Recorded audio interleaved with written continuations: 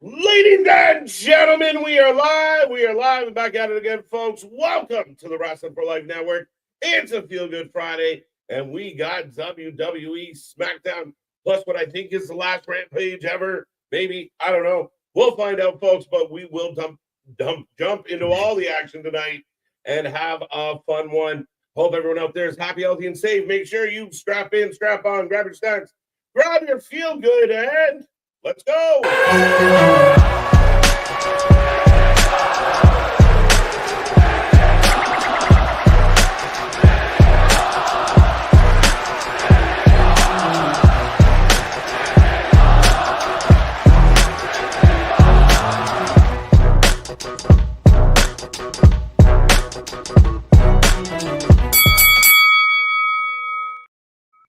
Ding, ding, ding. We are live back at it again, folks. Like I said, we are the Wrestling for Life Network. This is another live stream. We bring you WWE Smackdown tonight. Looking forward to a fun one. We're going to dive into all of it. Lots going on. I will remind everyone out there, no spoilers. Keep that stuff to yourself. Don't be a ruiner of the fun, but enjoy the show, folks. We are going to react as it happens, as we go through it. They didn't announce a whole lot. So other than leaks, that is what it is. But folks, it's going to be a fun one. As I said, get in that chat, blow it up, click all the buttons, be a part of the family, be a part of the show. And don't forget, I am Mr. Every Night, KJ White, the Iron Man of YouTube. That is Big Nick. Ladies and gentlemen, boys and girls, children of all ages, the Wrestling for Life Network proudly brings to you its YouTube tag stream champions of the world, the Every Night Delight, KJ White. I'm Big Nick. And yes, tonight is the last live SmackDown of 2024, last 2 hour SmackDown and everything, live from Tampa, Florida. And then we've also got the last Rampage ever, my guy. And I believe it might be main evented by your favorite wrestler. How fitting Chris Jericho versus Anthony Bowens for the Ring of Honor title might main event Rampage tonight. Craziness, right? Crazy. It's just very fitting. It came in with CM Punk and everything like that, and it's going out. It came in like a lion and it's going out like a fucking lamb. Yeah, lamb chops for sure. Yeah, going out with a whimper. Right? Craziness. It's absolute craziness. But I mean, again, I think a lot of us have talked for a long time about the effectiveness or the interest levels in that particular show. I do believe that, Tony Khan has to take some responsibility. It just wasn't because it was Friday night. It was just because how it was handled. And we saw it. When it was something cool going on, people showed up. And unfortunately, people stopped showing up. Yeah, well, and it went from, wasn't it live for a little brief period? Or it did it when Punk came back and everything. And then it's been taped ever since. And again, the taping of it we've seen doesn't always help. Example, TNA at times. And like you said, they never put that much behind it. It felt like just a runoff of Dynamite. It never felt independent to itself. It never felt any significance. It was WCW Thunder from the jump.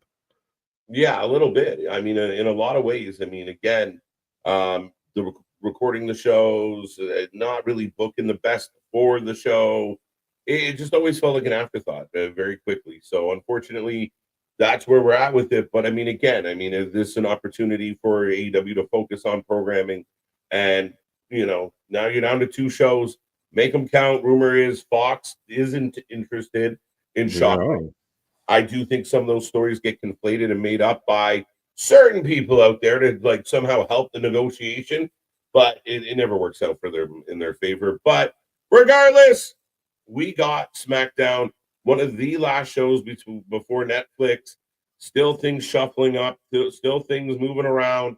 A lot of interest, a lot of intrigue going into tonight. And yeah, we'll find out what's going on. Chelsea Green going to celebrate.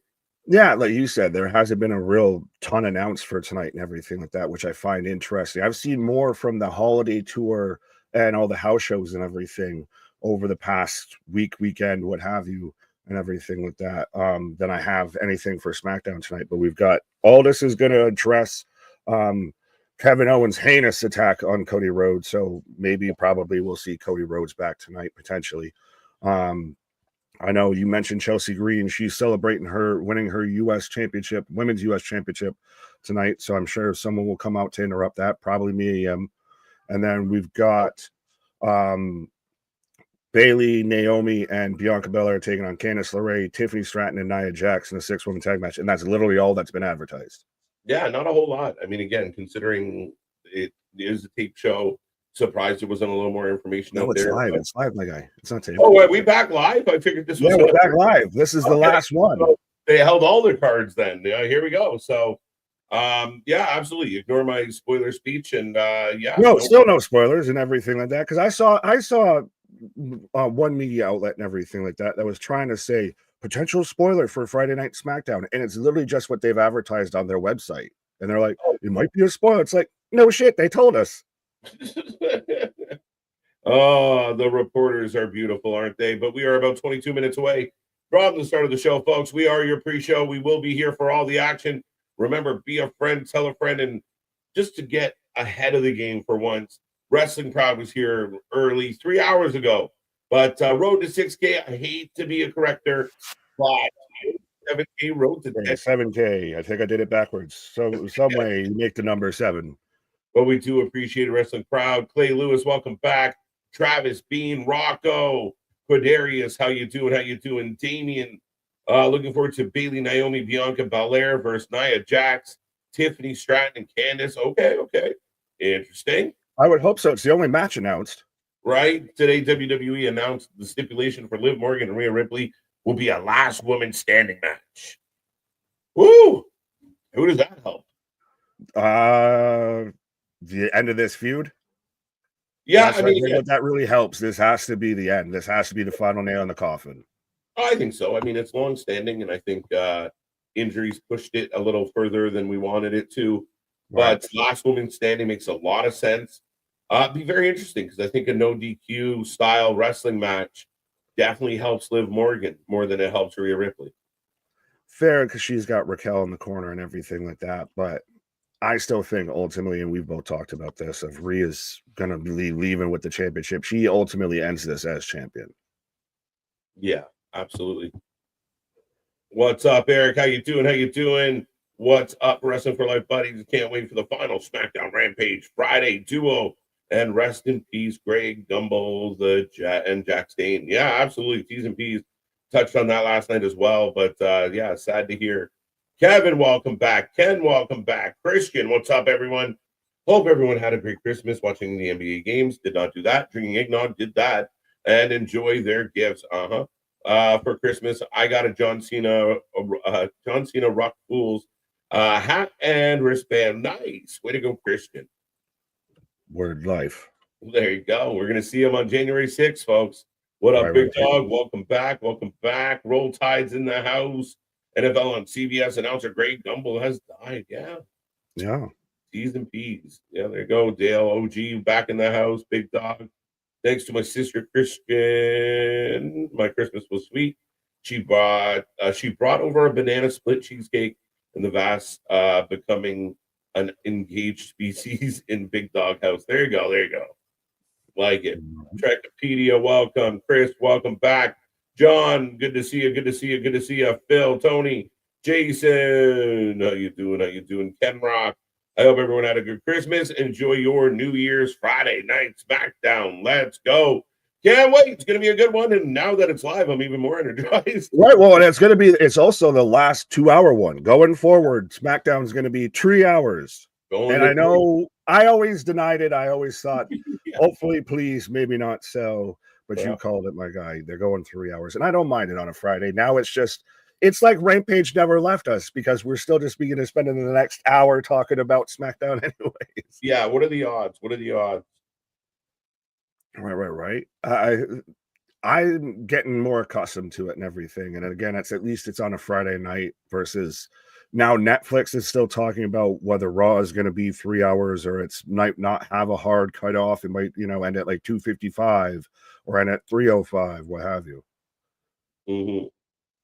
No, 100%. I mean, again, we speculated for a long time about it. Now it's happening. And again, I hate to be straight up, but I'd rather have that hour of SmackDown and dive into whatever they do. It's got to be better than Rampage, right? Well, yeah. I mean, if we're trading Rampage for a third hour of SmackDown, I mean, yeah, I'll take that, deal any day. But yeah, without a Rampage, would you still want this? Like, if Rampage clearly isn't going to be there, still enjoy the idea of 3 hours of SmackDown. Just we're used to it at this point. We've been here, so Yeah, I mean, again, I think that it doesn't change for us as viewing right. at the same level of content. At the end of the day, I think that I mean there was a lot of nights where we come off a big high of something that happened with the bloodline or Cody or whatever, and then go into some top flight match. Like it was a tough ass some nights. So again, seems like if we got to stay here for 3 hours, it's a good way to do it. Fair enough. Fair enough. Now, if I guess then outside perspective, and everyone in the chat can let us know and everything as Chris went up and all that, but not doing what we do, not being so used to doing the 3 hours and everything. If you're just casually flipping through the channels and everything like that, would you want to still watch 3 hours of SmackDown after you bookend it with 3 hours on Monday, 3 hours on Friday? Does that still sound appealing? Yeah, I've been a very vocal advocate against 3 hour shows. I think 2 hours is where it's at. You don't need a 3 hour show, even if you put your best foot forward for 3 hours. It tends to struggle. It'll be up to Papa Paul to prove me wrong, but I like 2 hour shows. I like 3 to 4 hour pay-per-views. I don't need that extra hour, but they want those advertising dollars. I know why they're doing it, but at the end of the day, I do wish it was still 2 hours. Well, and you nailed it on the head of it's up to, Papa Paul of can you really make it work? And because that 3 hours, normally it's the second hour that tends to have that kind of lull in the center of it. If you can avoid that, you're already a step ahead of the game. Absolutely, absolutely. Dale, good to see you again. Netflix had 75 million views for NFL games and had no issues. Yeah, and I said that. I mean, again, a lot of people, kind of freaked out or exaggerated kind of what happened during the Mike Tyson thing. But I think Netflix has done a really good job of putting on other stuff to figure out where they're going with it. And yeah, there was no issues that I experienced or witnessed with NFL this weekend. Or No, sorry, the only experience that I'd issued was I had clicked into the game day thing before and forgot I had to move it up to go live and everything to get the game. So I was yelling at my TV for a little bit just because I'm a dummy and it was like, just show me the game. But no, that's a big accomplishment for them to have 65 million viewers and everything. And with the NFL in the US on Christmas Day, you better can deliver with that. Otherwise, what they got with Tyson versus Paul would have been tenfold with the backlash and everything. If you just ruined Christmas now because the TV's stuck on Patrick Mahomes making a goofy face throwing the football and everything, and I can't watch the rest of the game. But that's a huge, testament to maybe they finally figured it out. And like Hunter said, of if we get 65 million views and it buffers for half a second, I'll take that. yeah, that. we'll be all right. We'll be all right at the end of the Right. day. But MDB, the knee pad patrol on the loose. Big dog, T's and P's. Hope you're feeling better. What's up, Dennis? How you doing? John, AEW Rampage was originally a live event show, I think. Then it went to being taped after they had seen Punk on the first episode, and then pretty much fell off after it was being taped. So the tape show thing kills you. It ultimately kills you. If every single show is a recorded show, people will get spoilers. People will look up answers. It's just the way of the world nowadays, and the fact that it did not go live was a big issue.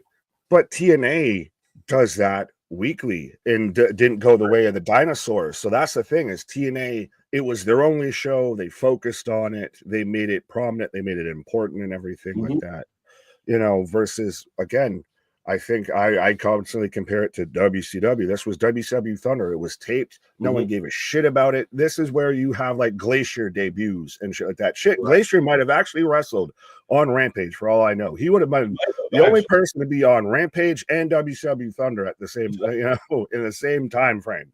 Right? Perhaps. Seahawks versus Bear was poo-poo. Good to see you, Roll Tide. It was a hockey score, which is hilarious. Yeah. My first AEW show was a Rampage. I just went on a whim, and CM Punk just happened to show up. A sweet deal. It had nothing to do with them calling it, the final dance or anything like that. They had no promotion for that being CM Punk at all going into that. best match from Rampage was Bryan Danielson versus Suzuki was best random match. I'll take your word for it, Chris. Tony Hayes, good to see you. Boston, welcome back. Welcome back. Sophie, how you doing? Did you hear WWE might have the Royal Rumble 2 nights? Yes, expected this. And we talked about it. The Royal Rumble works almost better than any of the other shows. Yeah, you do one Rumble one night and you do another Rumble the other night, and you let them be separate. Yep. They're just milking money at this point. Like, it's insane. And I saw people like, oh, I can't believe it. No, of course they like. I don't get it. Like, it's like I don't understand like the gripe with it. I mean, it is what it is. But I mean, now we have these big weekend events, and as long as they don't suck, why would you complain? Because it's internet wrestling fans, and because it is very much one of those of, well, the women's Rumble sucked because they had to make so much time for the men's Rumble and blah, blah, blah, blah, blah. And they're only going to book one Rumble. They don't give a shit about the women's. Okay, so we'll do it 2 nights so they can all both be featured prominently and everything like that. Well, why's it got to be 2 nights? And like, I see that there's no pleasing you. Like, to me, it sets up, like you said it, of this out of all the other shows and everything like that makes the most sense for it to be a 2-night thing. And now it just becomes a question of which goes first, which goes second, and everything. And I don't see the issue. Like, if they can still hold these events and still sell out both nights and everything, why wouldn't they? Like, the business, the demand's there, so why not answer it? Right. The president, CEO, Roman Reigns, very much. Go Roman. Yes. Is that your real name? Netflix having ads would ruin it, don't you think? Nah, because we're used to it. Not having ads is a bonus, but it doesn't ruin anything. Yeah, that's the thing, again, that people forget is it's nothing different than how we've been watching wrestling. It's just on a different platform. Yeah. Like, oh, this sucks. Commercials. I hate commercials, folks. We really hate commercials. But that's how they pay the bills. So I don't know what to tell you. Well, and you can have overkill. Like, I think at times when they do it of like what WrestleMania, where like you have the mats that have a logo on it, and the ring apron has a logo on it, and the this and that. Then at times it's too much, and then you cut to a commercial 2 minutes into the match. Sometimes you can overdo it, but it's not them not having it. They've used it as an incentive lately. So why would we expect them to go away from it? Right. What's up, Cherokee George? How you doing? Ready for the Pinstripe Bowl? Saturday, Nebraska versus Boston College. There you go. Minus the spread. Go red. Dun, dun, dun, dun. Right. Ken Rock got another one. Cage match. Gunther and Damian Priest at MSG the other night. CM Punk came out. Yeah, that has gone around pretty virally. CM Punk decided to come to the aid of Damian Priest in a towel and a shower cap. And a shower cap. The shower cap. Yeah, straight out the shower. This man is about it. Yeah, I had that going around. I sent it on our group chat. I posted it. Maybe we'll post it and everything like that. But I saw a lot of people that were out there of how the mighty has fallen and the just acting like it's the most ludicrous and ridiculous thing that CM Punk's out there having a good time on a house show. The man's out there making the ref do, snow angels in the ring and everything like that. You really think that the guy that's about to be one of the headliners on one of the biggest Monday Night Raws in history gives a shit what someone on Twitter says about when him doing at a house show and everything? Like, it was so fun. He did what a babyface does, and a guy that's having fun does. You sent the people home happy. I just want to know, for the sake of kayfabe, how did he find out? Did he have a gorilla monitor in the shower with him? Did a ref go and grab him? Did he hear the commotion? Mm-hmm. No, it made me laugh. And again, I feel like there's some marks out there that act like jaded exes. Like, look at them over there having so much fun. I bet it's terrible. Like, look, he's smiling so much. Like, he's so happy. I'm sure he's just like, oh, it's so ridiculous. Like, that's what it is. Like, oh, look at that cancer CM Punk running around in a towel. Like, I mean, we've seen multiple clips, even him chasing Cody up the ramp with a bat. Like, he's having a good time. And nobody within that business has said anything out loud that makes us think otherwise. Some people just have to get over it. He didn't punch you. He didn't goozle you. Get over it. I know he might have beat up one of your favorite wrestlers or insulted them, or he doesn't do the flippy doos the way you want all your wrestlers to do. But let it go. You just, at this point, let it go. He's winning. The more you bellyache, the more he wins. Let it go. Yeah, and I don't get this whole like, can you believe he's acting such a goof and everything like that? CM Punk, it's a fucking house show and everything. That's what it's about. Like, I hate that now this whole like, because the holiday tours become such a thing, that now these house shows get graded with a fine-tooth comb, when before you would never hear anything about what happens there. It would be word of fucking mouth at best. You know, it's the same situation where you got everyone, including Vince McMahon, in the ring trying to get the Undertaker to do a spin-a-rooney. Like it's that's where we do this stuff. That's where we cut loose. That's where we put on a show for the fans outside of the TV. And again, I think it's awesome. I love it. And yeah, people just gotta stop being so bitter. It John still Cena, was hilarious, though. By the way, yeah, John Cena and Cody rumored for Mania. I've heard it. I mean, again, we talked about this the other day, where they were considering. If they haven't considered this, they're not doing their job. They've considered a lot of things. Anybody out there reporting that, oh, this is what it is, they're lying. It's that simple, guys. Nobody knows. But at the end of the day, could it be seen as Cody? Yes. My fear is this turns Cody heel. Ooh, interesting. I hadn't even thought about that. I actually haven't seen the Cody Cena rumor pop up that much. What I've seen is Logan Cena, and even reports saying that was, you know, already not well received, especially since it's going to be Cena's last WrestleMania. There's a lot of shit up in the air. Anyone that acts like they know what's going on right now, trust me, does not fucking know. And by the way, have you seen the Rumble list, the Rumble spoilers that already started going around and everything? Right? Folks, do not be fooled by the, you know, leaked Rumble list that I saw one today that had Karma on it, who retired 2 years ago and things like that. Look, those bullshit lists is one of the reasons why I picked Jay White to do well in the Rumble 2 years ago. And, yeah, shit doesn't go according. Like, it's almost like, is Christmas over? All right, out come the bullshit list for Rumble. Like, it's right on cue. It's no different than Walmart. You know, oh, down goes Christmas, up comes Valentine's Day. Like, it's the funniest shit, man. Right. Well, it's how instantly you get everybody baited on the goddamn hook. Everybody's sitting at home around their relatives that they don't want to have conversations with. So let me scroll through Twitter. Oh, you know, Wrestle Votes instead of Wrestle Votes shared this. I should make sure that that's shared. Yeah. Yeah. This guy here is dead.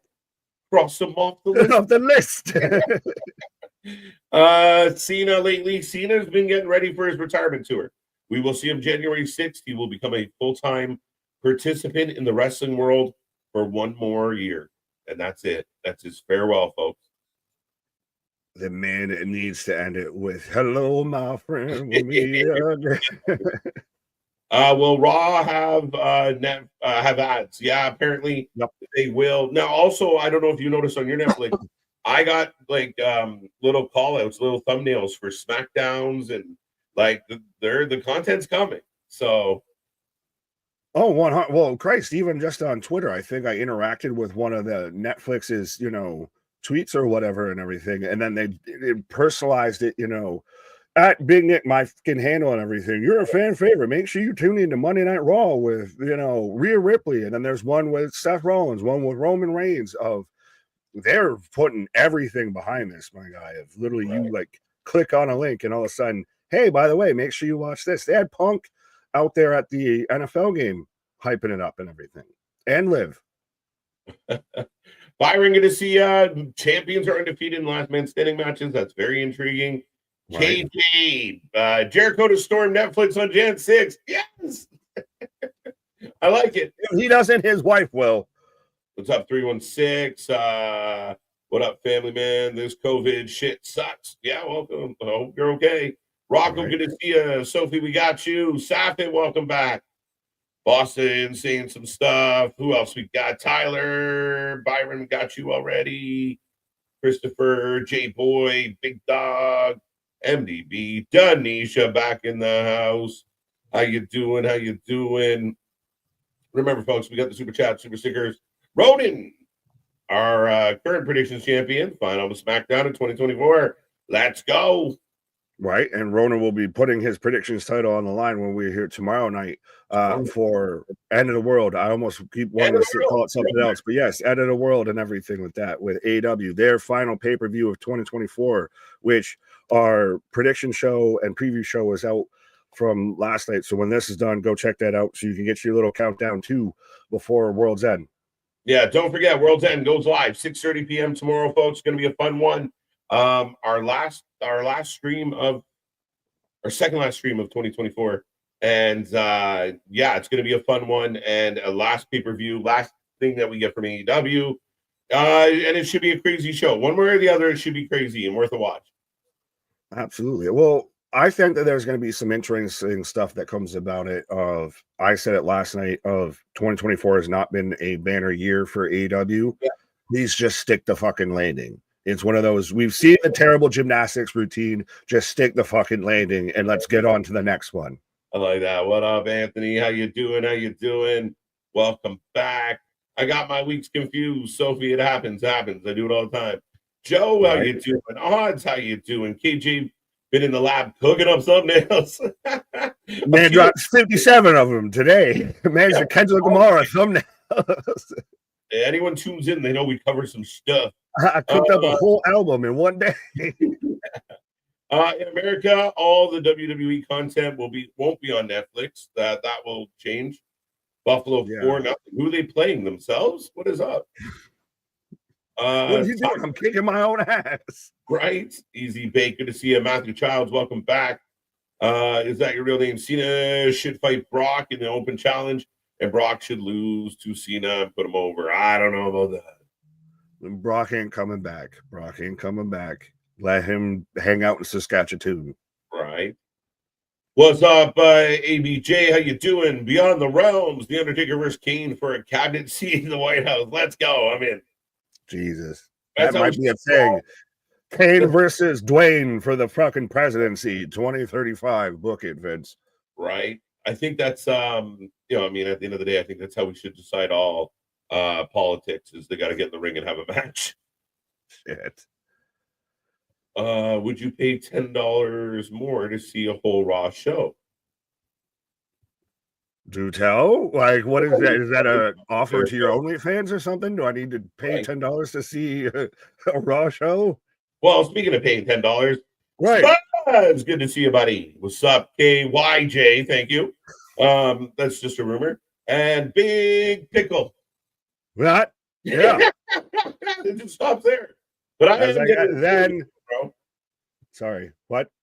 I am getting the start of the show. Then I have now. I'm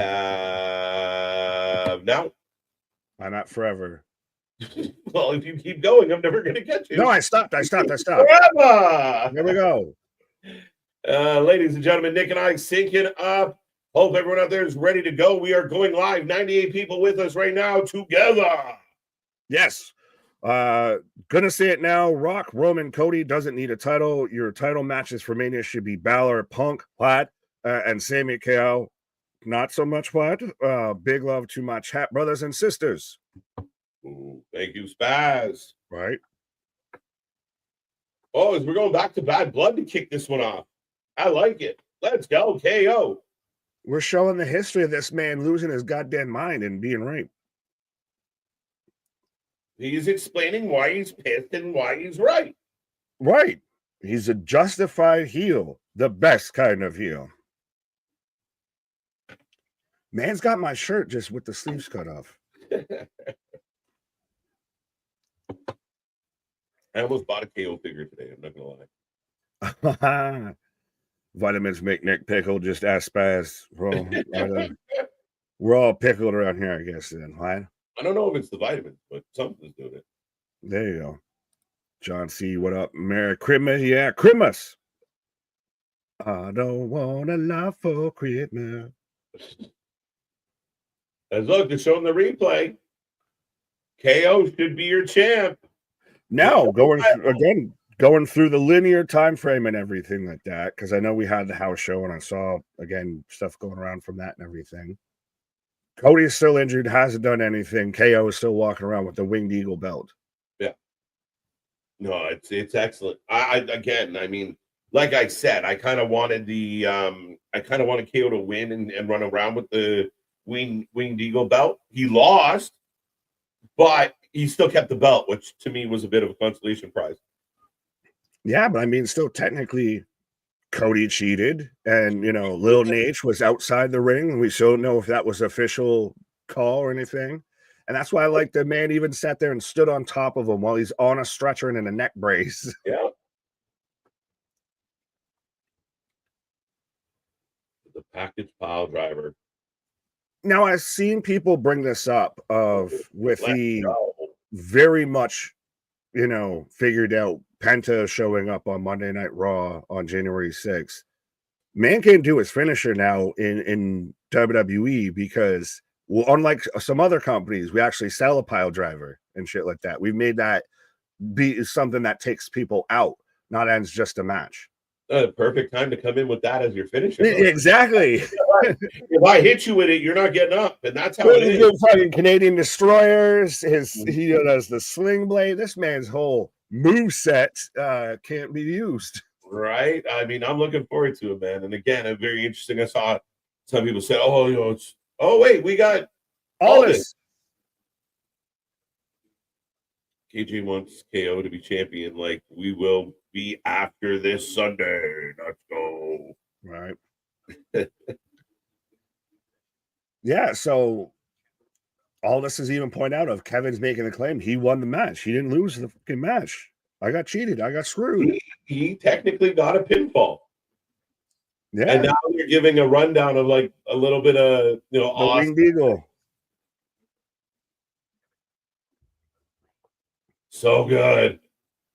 We get Kevin versus Cody for the belt again at Rumble. You have until the end of the night to hand it over. So good. Will face immediate and severe consequences. He's this man ain't giving that shit up. He ain't giving that shit back, bro. All this laying down the ultimatum to KO. You give the belt back or else. Dun, dun, dun. Let's go.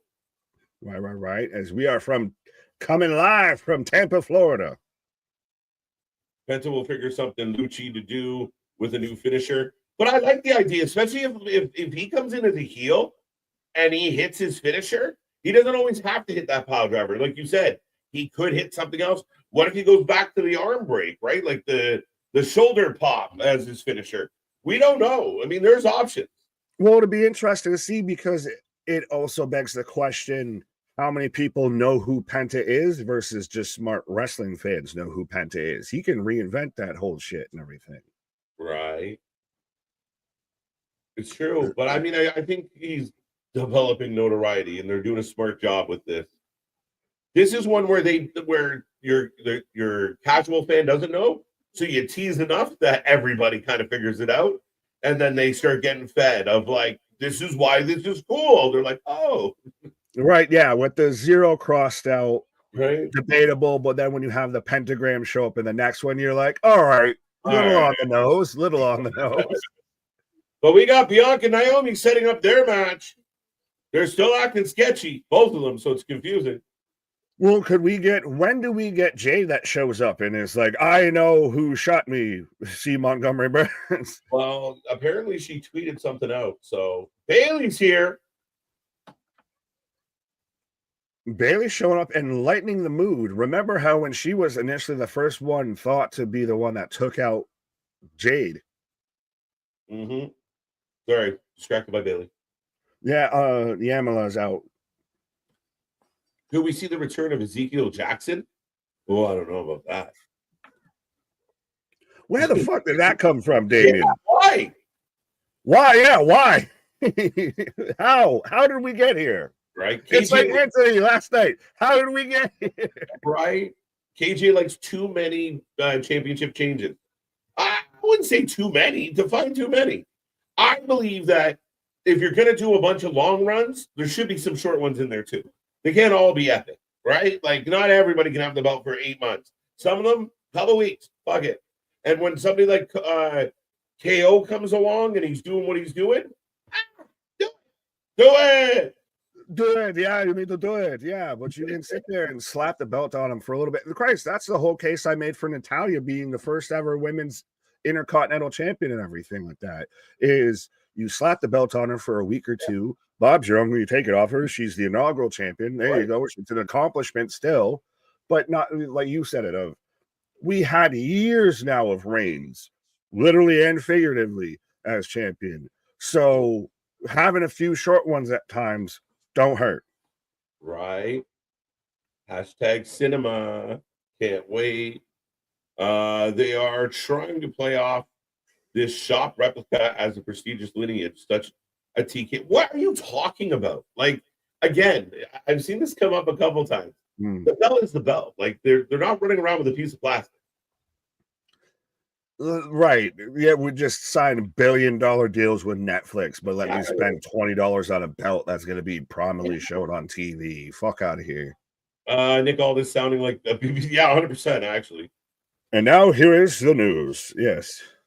I think it'll be KO, Cody, and TLC. I think it might be a ladder match. It might not be exactly a TLC match, big dog, but yeah, definitely you could see a ladder match at the second Saturday Night Main Event or Royal Rumble. I would hope you do it at Rumble because it's so close that if you do, I almost feel like if you do anything with that belt at Saturday Night Main Event 2, Electric Boogaloo, then you're not going to do it at Rumble. Yeah, no. Yeah, so it's one or the other, and I'd almost say it. Cody, defend the title on a pay-per-view, please. He's been, and especially against KO. Well, and especially against like KO, who you believe could win it. Like Cody could lose it. Yeah, he hasn't missed many pay-per-views as champion. So I mean, again, he missed the last one, but he did the Saturday Night Main Event instead. Yeah, I'm not too worried about it. Fair enough. So, oh look, matching gear. Yeah, well, and they come out together, but Tiffany comes out on her own. Definitely a rift. Yep. What if Kevin Owens gives it? It's possible. Bring it on. What are they going to do? Well, I thought he meant me. Good Nick Aldis. Sorry, I'm terrible. Right. I wonder if Tony Storm every now and then speaks like Timeless and does fully Yeah, we're going to get the three faces of Tony someday. Hey, I'd be down for it. It'd be interesting. I've said it last night. She's an actor. She's a mess. Thespian. She's a mess. All this is going to get a stunner tonight. I hope so. Naomi! Man's taking a RKO and now we're going to take a stunner. Take something. All right. It was almost as scary as TBD. Why? True. Never bet against TBD. Could see surprises tonight. Maybe, yeah. Being that, yeah, this one's live and ready to go. Not out here making the case as to why Bianca turned on Jade. She's bigger, she's stronger, and you stabbed her in the back. This is fucking long-winded. Get to the goddamn match, please. Yeah, I really don't see it, Damien. I really don't see Ezekiel Jackson returning. I don't. Damien, I don't know why this whatever hopium vitamins you are on, please put them in rotation because I haven't heard the name Ezekiel Jackson in at least probably 20 years. Live show doing Cody and KO in a cage. Yep. They've been doing stuff. Penta should come up with a new finisher and call it the Lucha Cobra. If you start doing this, you'll turn me into a non-fan real quick. Elated. Christopher, thank you. So we're hopefully finally close to about to get ding with it. There we go. So we're underway with this match. So folks, let us know who you're taking in this match, whether you're taking Team Babyface or Team Heels. Who wins? Let's take a vote. Yeah. Who are you? Sean Reed. Just fit, but curious your guys' opinion on the Royal Rumble card leak. Hashtag JOW. What? Again, don't get caught up by Royal Rumble leaks at this point because 99.9% of the time, if not all but 100% of the time at this point, they are nothing but wildly inaccurate and just what somebody wants to put out there for an engagement. Maggie along. Yeah, no, it's bullshit. Ignore it. Again, the vast majority of people who are out there saying I'm a reporter are just regurgitating bullshit that someone else said. Nobody has any sources. Nobody does any real digging. You really think the WWE just leaves their fucking Rumble list out at a table when they go for a drink? Like, wake up. Well, and why would you even want to know, too? Sorry, but Anthony, I love you. This was very interesting as we go to commercial. So Bayley does like a tope. Bianca goes up over the top rope, and Naomi just kind of crawls out of the middle rope. Like, I think she kind of fucked up her spot a little bit. I'm like, I'm gonna just slide out and just kick you. Right. It's weird to watch in Canada on Sportsnet right now. Watch your WWE with TNA ads. Yeah, I mean, again, a really cool thing that's happening here in Canada is we're getting TNA on Sportsnet, which is a big deal. So yeah, we're getting TNA ads on Sportsnet during WWE, which if you're a wrestling fan and you're not really familiar and you see some people like Dolph Ziggler, it may pique your interest. Fair enough. That actually is a great point I didn't think about. Because to current wrestling fans, everything like, okay, it makes sense. They've been, partnering a little bit and everything like that. Yeah. I didn't think about the one you see Zigglypuff out there, and you're like, oh, what's this WWE show? Oh. It happens, brother. Fluff Salisbury. Howdy, y'all. I'm up in the 300s with my girlfriend and kids. Hope you have a good time. Hope you brought a sign. Oh, fair enough. I said he had 300 girlfriends and kids. Yeah. You're trying to tell us. 300 girlfriends and 300 kids. And they don't know about each other. Did you wear the beard, my guy? Thing looks like a damn dream. No hairspray. Hairspray would be a fucking disaster. Who puts hairspray in a beard? Does anybody? No. It's funny. Like, I do like the least amount of care for this. It just exists upon oils, bro. Every video can't be Thriller by Michael Jackson. Give us some Weird Al. Yeah, right. Tyler Robin in the house. AEW is not the first promotion to do that. TNA done it before. What? Tyler, content king. I might have lost you here. He's talking about taping shows, what have you. I think it might all be around there. Yeah. Fair enough. But again, it's still the point. It did hurt the show, and it does hurt TNA as well at times, right? Like when you are taping months in advance, it doesn't do well, even for us. Like MLW, when they're airing stuff they taped in November and March, it hurts the overall delivery of the product. That's why you see TNA trying to move to live content, because they understand it's important. A part of the problem was for the longest time is the relationship and the existence of owning your own network that you want your shit on, but having no distribution for said network. So TNA has been trying to get out from under that rock for a while. Right. Scott becoming a member for 17 months saying happy Friday, everyone. Absolutely. As we do have the memberships, the merch stores, we got the super chats, the super stickers, we got anything. And I do mean anything for your pro wrestling needs out there. Good evening, Brandon. How you doing? It could be real. What, the list? It's not real. Come on, Proud. Yeah, and again, even if it was, why the fuck would you want it to be? Why would you want to go and search that out? Why would you want to ruin your own surprise? Yeah, I have no desire. I'd rather sit there and get thrown off, and maybe it's not a great bunch of competitors that they bring out. I doubt it, but I'd rather not know who's going to come out number 27 and shit like that, or who's booked to be the winner, versus just watch the match and let it play out. Right. Me, myself, I'm pushing for Asuka push. Asuka push. Come back first. She got to come back. She'll be back. How was your Christmas, Big Nick? It was good. How was yours, sir? Yeah, no complaints, man. Spoiled. Oh, it was getting a whole mouthful of booty. And see, that was on my Christmas list, and Santa never brought me that. It should have been me. It should have been me. My thing is, could we get the title defended at the Rumble? We could. Yeah. I think at the Rumble, I saw somebody mention in the chat about in the Rumble. No, they've No. only done that on like 2 occasions. The last one didn't go so well. But yeah, No. I could definitely see. I would much prefer a title match at the Rumble than respectfully at Saturday Night Main Event. 67, 79. It keeps moving. What are we doing here? Final tally is 67% for the babyface team. No There you go. spoilers. There you go. Shout out to Brother Fluff and the fam. Brother Fluff Salisbury. Right.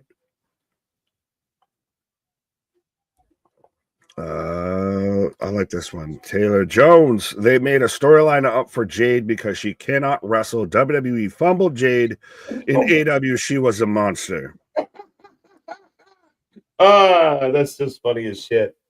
Jade's a superstar. Jade is more believable, more realistic, and more productive than she was in AEW. For a long time she had 3-minute matches in AEW that looked like shit, and everybody said it looked like shit, even including AEW fans. She got hurt, and they found a reason to work that in. That's it. She'll be back. She'll do big things, and again, it will be another example, like the CM Punk example, that AEW fans that can't let shit go are going to feel kind of stupid when it happens. Jade, though, also hasn't exactly been a fucking world beater and been, lights out when it comes to her talent and everything in ring. I will say, though, when it comes to WWE, like there hasn't been a giant shift as far as her in-ring stuff. But they've handled presentations worked. Her in-ring's been fine, though. It's been fine, but it's always kind of been fine and just fine. Right? No, but I mean, and I think they did real smart shit. I mean, amazing when you plan ahead and you plan for the future. You don't just throw her in there into a bunch of singles shit. Oh, Tiffany and Candice having an argument, but you put her with someone Belair, and then you build up a rivalry. You build up a reason, and then she'll go solo. They're perfectly happy with Jade. They're investing a lot of time and money in Jade. Jade is the future of this women's division. Yeah, didn't her and Bianca win Tag Team of the Year from like Sports Illustrated or some shit like that? Right.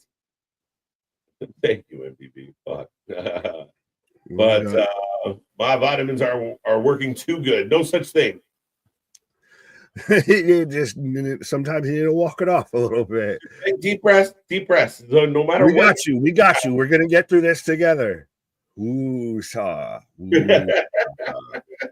Ooh, blah blah. What up, Ryan? How you doing? KJ Nick, what's good, my guys? Glad to see your beautiful faces again. I will rep the WFL fam at Nerflix premiere. Netflix? What's Nerflix? I want to go to Nerflix. No, yeah. Man's let me know he's got tickets to Netflix, the premiere and everything like that. You better get a sign. Folks, again, if you get a sign of the Wrestling for Life on TV, we will send you a t-shirt, and 100% we do have the merch store and everything. So be out there, get your swag and everything like that. Spread the good gospel of wrestling out there. With Mickie James and Jordan Grace both making appearances in the Royal Rumble as TNA champion, what's the chance that Nick Nemeth makes an appearance? That would be cool. That'd be interesting. Does he come out to his TNA music, or does he come out to I'm here to show the world? I'm here to show the world. Ooh, Candy dropping Bailey on her face. By the way, I saw someone asking for Bailey versus Jada Parker at like a house show, or just at least them have a match. And I'm like, yes, please. Yes, please. I would like that a lot. Right. Big Dog conceding a little bit on Cody. Cody will be champion, defending at Mania. I just plan to overload on the hopium that Cody gets crushed like the piss ant he is at Mania and gets beat. Oh, man, it's just all full of anger and everything. Have you seen people throw out the idea that we're gonna get Dwayne versus Cody at Mania instead of Roman versus Dwayne? All depends. I don't know. I'm still believe that it's going to be Roman and Dwayne. I believe that's been the setup for a while. Things changed. We were wrong last year. We were wrong the year before. You're wrong for 2 years. So Yeah, I mean, again, I think part of the issue for me is if it's not now, it's never. Yeah. But beyond that, we don't know, and that's the difference. We could jump out on here and start telling you what's going to happen, even though we don't know, or we can just say we don't know yet. But yeah, I mean, at the end of the day, um, I'm still curious what Cody does at Mania. Right. Scott with a $5 super chat saying Mercedes Moné will be on her cruiser, and Ricochet too. Also, Mariah May, The her Jericho PT cruiser. right? Scott going back to the cruise. Oh, I thought he was talking about PT cruisers and shit like that, or talking about World's End predictions, not the cruise. I had a PT cruiser once upon a time. You did. Is that what the horse pulled you over in? No, Fair enough.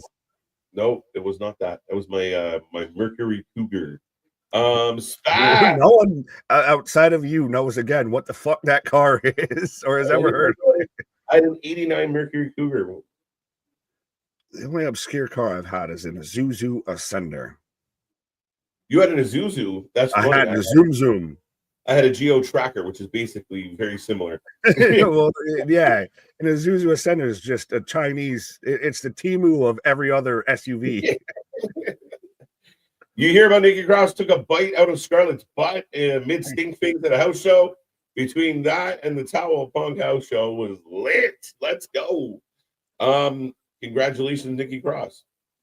Yeah, she made a lot of people jealous that night. But it's again, the holiday tour has always been a thing, especially with it's been a special thing because they take the time off. Like this is, them actually going out there and is a cool thing for like, hey kids, you just got tickets, let's go watch some wrestling and everything. That's why you get like Punk running out the shower, doing snow angels. You sat there and I saw the thing going around of Tama Tonga realizing that the Usos are behind him as he's setting up a table and all of that. But then you also get the little bits of I saw Seth watching Punk's match and then Punk watching Seth's match on the house shows and everything. Now we started the car talk. Sorry, Nick. There we go. Mercury Grand Marquis. Yeah, Grand Marquis growing up. There you go. That sounds like a drink. My Geo Tracker, you could see the ground through the floor. It was funny You were as shit. Flintstoning it. Oh yeah, it was a bad situation. That's why the horse caught up with you. You were Flintstoning it. $500 cash for that car. Getting pulled over all the time. Shit just falling off. They're like, oh, it's not good. It's not good. I've never actually met anyone who owned an MFGO. There you go. There you go. Oh man, I've gone through too many of them. A dark Charlotte Flair could have took out Jade. That's what I'm leaning towards. Okay. A heel Charlotte Flair is, I guess, what he was trying to get at, not the other way. Right? Yeah, I was a little bit like, where are we going with this? No, I think that's Jade Cargill is a dark Charlotte Flair. Yeah, that's what I mean. That's what I thought. I was like, wait, what? What? By the way, Monday Night Raw will be at Madison Square Garden on March 10th. Let's go. There you go. Two. Bro, she's killing it with this fucking Dorothy goddamn gear. I need the ruby slippers. There's no place like her home. There's no place like her home. Right? Dirty Dom, eat a chicken tender in ring. That's a terrible thing. Did you serve it to him 316? How dare you call Liv Morgan a chicken tender? Whoa. Yo. I at least tried to stay slightly innocent. This man just was violence. Gonna be a fun Friday, folks. Yeah, it's a feel good Friday for sure. As my voice fucking cracks. Oh, scoop slam. Ugly scoop slam, too. Don't talk about Nia like that. God damn. Ooh. Put up into the Hurricane Rana, split like a moonsault. He did Nia again? No way. Yeah. No way. 1, 2. Tiffany broke it up. And Nia's like shoulders were nowhere near down, by the way, at all. Anthony screaming at the screen from fucking Atlanta. Right? Tiffany with the little twisted crossbody out here. Tiffany out here showing she's got them ups. She's got those bungees. What? Could she cash in? She's looking at Nia down. Oh, Undertaker. She's not cashing in tonight. No way. I don't know. She's got the briefcase. I'm waiting for Nia to sit there and pop up, do the Undertaker. Bitch, what you trying to do? Andy gonna fuck it up. There she is. Oh, yeah. And the people boo. I'm champion. She said it. Get out of my face. You don't even go here. This feels a little like, Billy Stark's Athena-ish of, Oh. And Naomi gets the pin. That is a provocative ass way to get a pinfall victory. Johnny's at home, like, let me see if I can do that. Right. So, team babyface of Bayley, Naomi, and Bianca Belair win, and Anthony is rejoicing. Get out of the way. Any word on Bandito? Yeah, he dizzy. I tried to have something, and then he dizzy. That's the word. I know you're getting people now that nerf themselves so they don't have to have a feud with Chris Jericho. The online debate was fun because there was people up there that were like, see, Jericho fucks everything up. And then other people were like, well, it was clearly not Jericho's fault. I was just in the middle watching people yell at each other. Like, this is awesome. Like, it was stupid. It was stupid. Right? This is what happens when you do anything with Jericho. It's not his fault, but my God, he is a curse. Yeah, but Bandito's also been a little bit of a clusterfuck here. A-Town Down Under and Waller in leopard print overalls. Yeah. Fucking Joe Exotic ass over here. Right. Who's knocking? Sammy! Yes! Sammy. Well, we've got to address the Kevin situation, and there's no one that knows Kevin better than you, Sammy. Maybe that's the twist tonight is KO beats the shit out of Sammy just for being in the neighborhood. Well, Kevin sat there and said, as far as, Sammy teaming with the Bloodline and everything, we'll address that later. Uh-huh. Yeah, it's true. You invited Sammy. You leave him alone.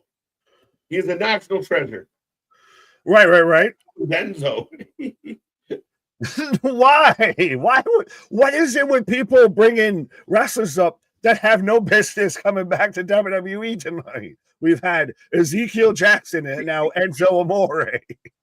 Oh my! How did we get Damien out there on the good, bringing up Ezekiel for a good bit too. Folks, we're on only 46. Sorry. Go ahead. We're on commercial break. We are rolling through the show. We got lots coming your way. 86 people still hanging out with us. Let's get that back to triple digits on our final Feel Good Friday of the night. But it's been a good one so far. We got lots going on. All this is given the ultimatum. Sammy is here, and I am no longer there. There we go. Yes, KJ's got to go and formulate his Kevin Owens defense here as to now that the crucial witness has been called to the stand of Sami Zayn here. But yes, as we are in commercial break, folks. You think Austin Theory will ever rebound and be on top of card or not? Define top of card and how long of a runway are you giving it? Because kid's still young and everything. Maybe you could do something like, I don't think it's going to be in the next year, 2 years, maybe. If you want to say by 5 years, he could be a main event guy and everything like that, like headliner. I could probably see it if you build it right and everything. But yeah, I think Austin Theory, I think even Grayson Waller is still a little bit of a project and still work well as a tag team and singles guys. Like if you didn't have them in tag team and we actually had them split like we thought was going to happen for a bit and everything, and had them be mid-card heel guys and everything like that, or what have you, I think it would work. Now I know, granted, Theory got nerfed a little bit with the John Cena promo and being, having to have the vasectomy and all of that, like we joked. But yeah, I still think there's potential. There's still time there. I mean, he's got it. They just need to find something to get behind him with it. Maybe Johnson saying Buffalo Sabres 4, Chicago 1. So I guess Buffalo's taking on the Blackhawks. There we go. MDB, if Ricochet had an ounce of charisma, of the charisma Enzo Amore, he would literally be a megastar. It's so funny because I know that, which by the way, go and watch our predictions show for World's End and everything like that, and make sure you are here. I gotta find the slide. There we go. Make sure you're here tomorrow night when we're here live at 6:30 Eastern Standard Time and everything for World's End. But I saw someone that, because Ricochet, again, we talked about this last night of, and you guys can let me know how you feel and everything, of Ricochet's very much been active and vocal on Twitter, I'll put it that way, and is very much using a bit of that towards his heel gimmick, I'll say. But he was going at people for like working on Christmas Day and everything. I'm not going to get into the whole cheese curler thing because, yeah, I found out more about that than I'd ever like to know.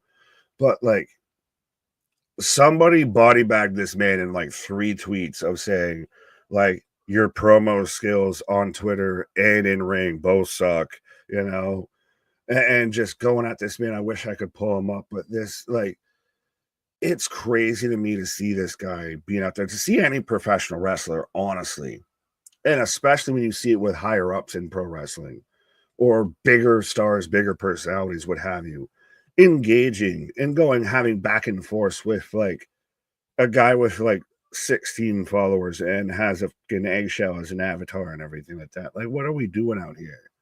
Like, I get heat, and I know I said that it's a way to draw fucking heat and get attention, but it's also a way that I think has really negatively affected the perception of the company he works for. As again, even more Canada on my screen as KJ's on a pause, as we've got the Elimination Chamber advertisement right now, as we're back with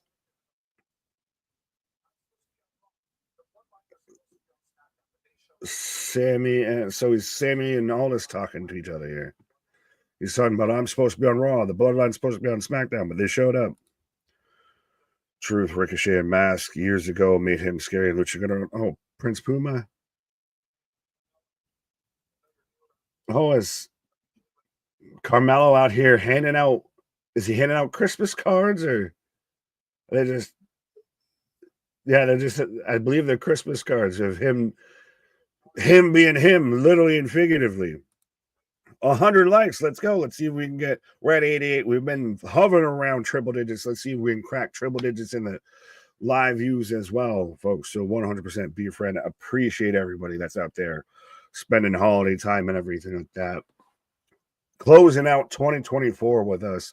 Appreciate and hope you're here kicking 2025 off with us, as we're going to be here. But trust me, we got all the streams already up that, you know, we're going to be here covering and everything.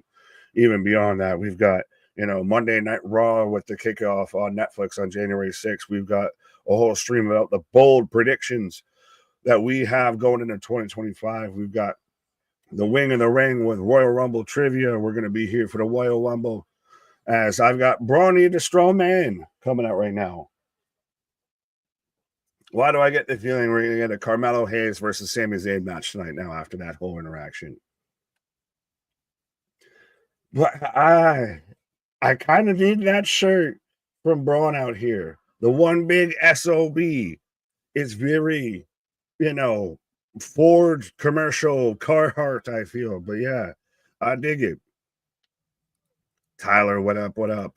A.B. Johnson, 6, Washington State, 7. Is that a bold name going on? They've already scored more points than the Bears and the Seahawks, so let's go. Jose Rodriguez, worst work environment ever. Carmelo Hayes was just trying to pass out Christmas cards. Yes, it's a toxic work environment. This man can't even sit there and hand out Christmas cards. As we're getting a replay of Santa Claus Strowman. So now we're 1-1 in this whole back and forth of, again, Braun's the newest SmackDown acquisition, because we do still have the transfer portal, you know, going on here. Nick sounded like Elmer Fudd in that promo. Yes, the Royal Rumble. Yeah, absolutely. The Royal Rumble. Kill the rabbit. Anyone who hasn't seen Elmer Fudd do Ozzy Osbourne, go and look it up. But that's enough of Elmer Fudd. Braun Strowman wins. We don't even know who Braun's facing, or at least I don't. Is this Braun versus Carmelo 3? Right after I was about to say I thought we're setting up for, Sammy versus Carmelo. Happy birthday, Zelina Vega. I also heard she's on the sidelines, but I don't know. You big ugly Santa Claus bitch.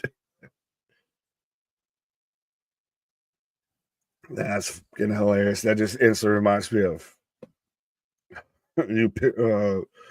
I'm gonna holler your jollies, bub.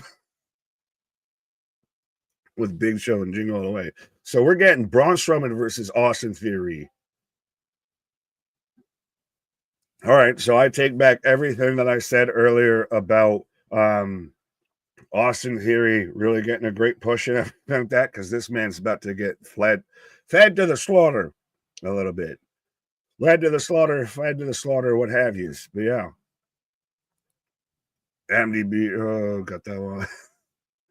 I know, what did C-Money say? God damn it. Sorry you heard that. It was mine. I claim it.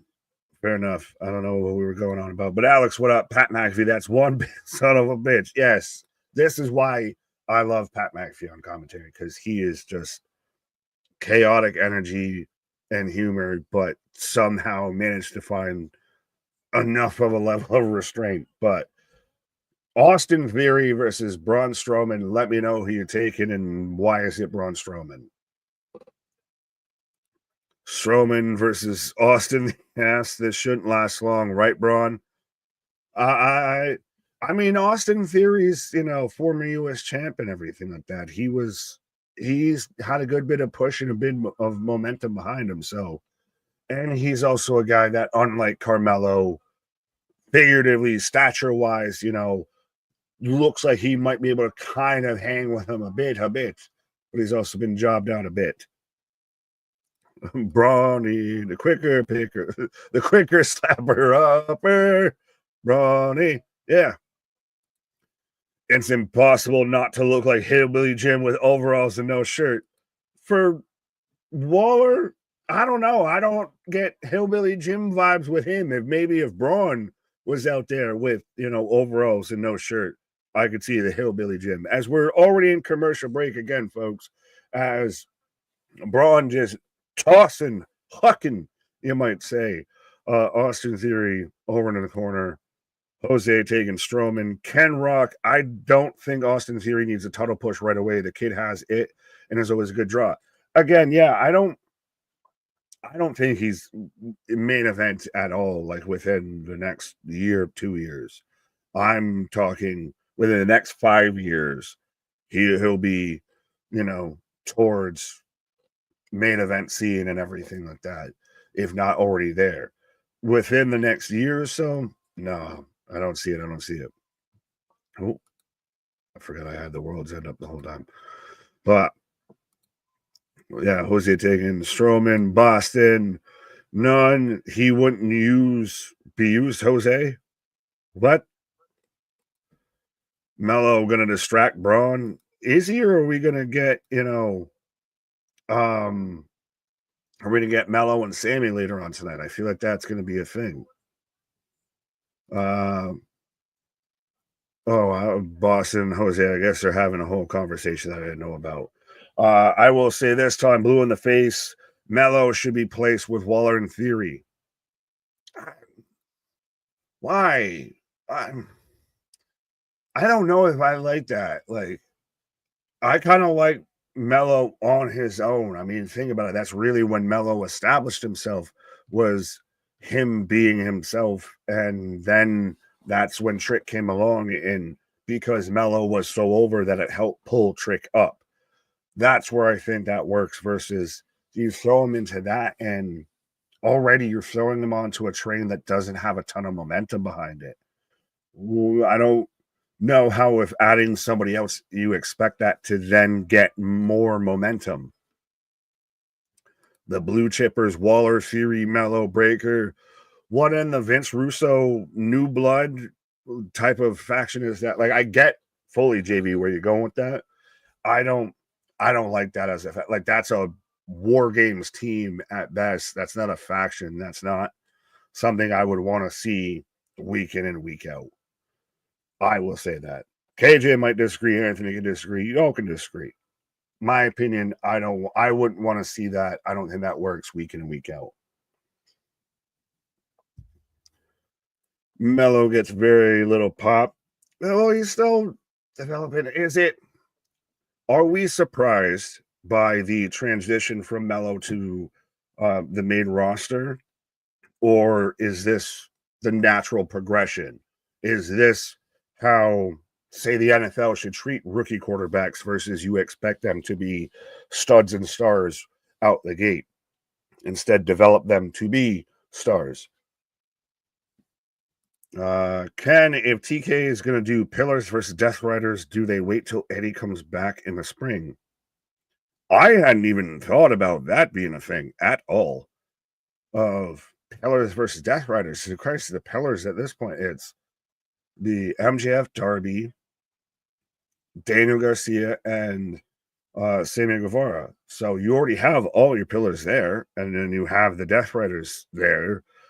Yeah, that's a really out the blue. That would be a hard shift of a story angle to do if they were going to do that. But it's funny that I'm not exactly ruling that out. That would have to be if the Death Riders were really actually took over AEW, if they became like the NWO of AEW, which they have certainly not been. But we are back in action as Braun Breaker just now getting chopped down by Theory after he just pawed this man's chest. Mello versus Balor, maybe size issue. Nathaniel, what up? As Braun just kicked out and tossed Theory not only over the second rope, but completely out the ring here. Paul, I would put Austin Theory, Grayson, and the Miz together. That would make sense. That to me works. It's the douche canoes like we've talked about before there. Austin Theory hits a drop kick on Braun, and then so Braun falls back and turns around with his own drop kick. And yes, so we are getting Sami Zayn versus Carmelo Hayes tonight on SmackDown, which should be a hell of a match. I thought it maybe Bucks, Omega, and Eddie. Why would Eddie be in there? That don't check out at all. They've literally had a whole thing of the pillars of AEW, and I named them. But yeah. So Braun just tosses out Theory on the wall or on the outside. And the man's rocking all the chest hair. Man's looking all Grizzly Adams as we're loading up the Strowman Express. And Waller ducks so Theory can eat the clothesline. Mello will become interesting when Trick gets called up. I don't know, because Trick hasn't been exactly great in NXT even. Like I know he's NXT champion, everything, but he hasn't had a great match. He didn't even have good matches with Mello. Eddie hates Mox. Yeah, but they're also best friends. And I would even struggle to say that Eddie Kingston's been a pillar of AEW. I think he's great there, and he's cemented with that a bit. You think, but yeah, I don't think he's a guy that they're building that fucking company around. Strowman with a running power slam after Waller tries to distract everything. 1, 2, 3. Strowman wins. And that was an exaggerated squash match, but it wasn't terrible. It was just an exaggerated squash match. Trick and Mello would be a good feud. Yeah, that's why they did it in NXT. Strowman has been stacking up wins lately. Do you think he's getting a title push? Depends on what the new look SmackDown looks like. We've got this whole transfer portal. We've still got the rumors going on of, Strowman's moving towards, well, we know at least Strowman's moving towards SmackDown. There's the talks that Drew is, that Roman and Bloodline and Co. are all going towards Raw and what have you. So it all depends on how things shake out of this whole transition into 2025, I would say. As speaking of Raw and Netflix and everything, there create your own superstar entrance outside the Toyota Center in Houston, December 30th, and at the Inuit Dome in LA, January 6th. So yeah, they're going hard in the paint with making this. And I think it was even Rob Fee who works backstage in WWE as like their, talent coordinator or something like that. I know he has a much prominent title, but I can't remember it right now. But of very much that the January 6th Monday Night Raw is going to be like WrestleMania adjacent. Like it's that level that they're viewing it, that it's going to be equivalent on that level.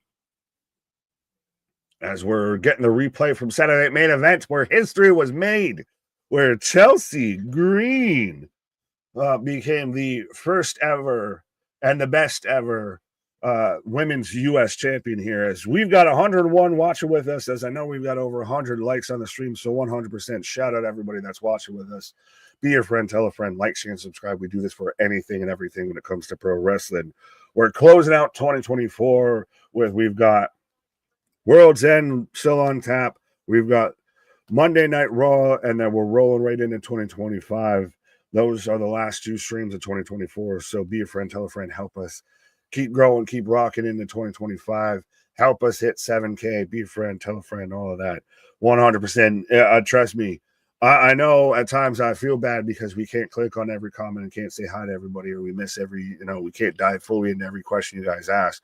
But I absolutely appreciate everybody that spends any bit of time with us. And speaking of someone who spends plenty of time, even more time than I do with y'all.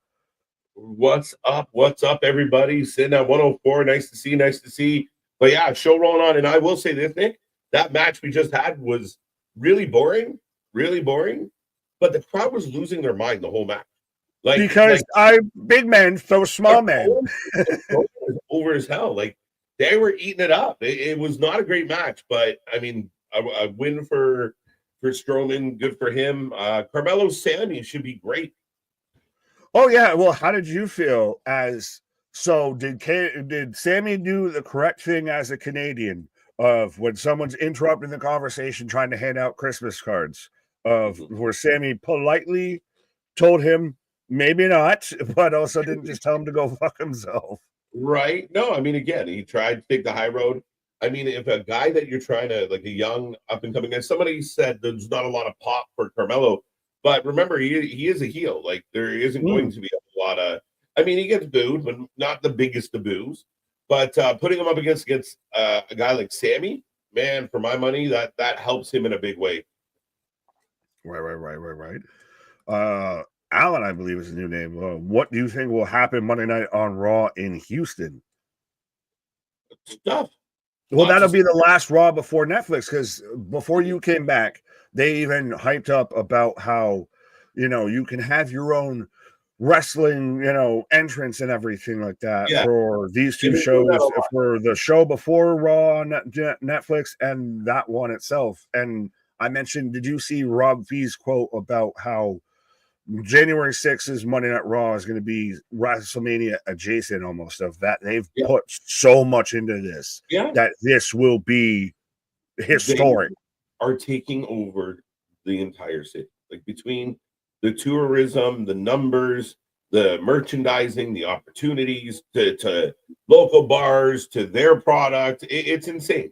It really is a gigantic machine. And again, we see what it does when they bring them in. And I mean, for everything we've seen, it's not going to stop. They did it in Philadelphia, these big events, and people eat it up. They love it. So they're cooking right now, Nick. Well, that's been one of the best things that, especially now in this new era of WWE, of that they have like the fan experiences now, that they have this, they have that they try and incorporate as much as they can and make, yes, you are paying a hefty sum because supply and demand, and they're heavy in demand.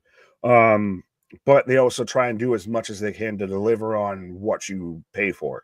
Right. I gotta address this. Sammy, his self-righteous D-bag, tries to act all virtuous. Showed his truest colors tonight. How you mad at somebody trying to give out Christmas cards? He was interrupting. He's being rude, MDB. And again, it respect goes a long way. And Sammy wasn't getting none. Doesn't care for that fucking Christmas card. And again, Sammy's a good guy, bro. And he bangs in the ring. So I'm sorry, my guy.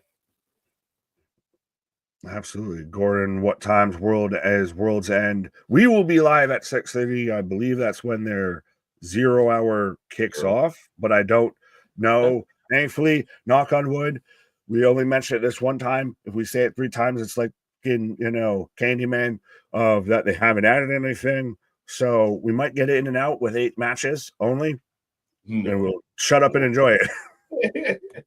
No. There's still a Rampage. Fuck. I'm just quickly double checking, but no, I still don't see anything announced. Like the 8 matches we know of. 1, 2, 3, 4, 5, 6, 7. Yeah. And nothing announced. Until the end of Rampage. They're gonna add 7 matches. God damn it. Like, I mean, it's crazy. Like, what are you doing putting matches on a pay-per-view the night before or a few days before with no build, no nothing? Just he's Santa, just putting them under the tree the night before. Right? You've been such good little boys and girls. Yeah. If anybody out there has information to the contrary, right now we have 8 matches listed for World and no 0 hour card matches that I know of yet, but they always surprise us. I think last Full Gear we got like the premier athletes in a 8-man tag. Like they didn't announce, they didn't warn us. I was looking at the card from last year's World's End to this year's World's End, and it was a lot of like 8-man tags and like just like premier team versus premier team. Oh, we got Kevin Owens in a car. KO in the car. In the he's just parked in he's parked in KJ's front yard. Right. I have this. I deserve to have this. It looks so good. Ronan pumped about 3 hours SmackDown. I'm waiting for the first person online to say, man, this show feels long. I swear to God, I'm going to lose it. Like, come on. Like, after all the complaining over the last little bit here, Raw feels rushed. Now it feels too slow. But that's what we've said of there is no pleasing you.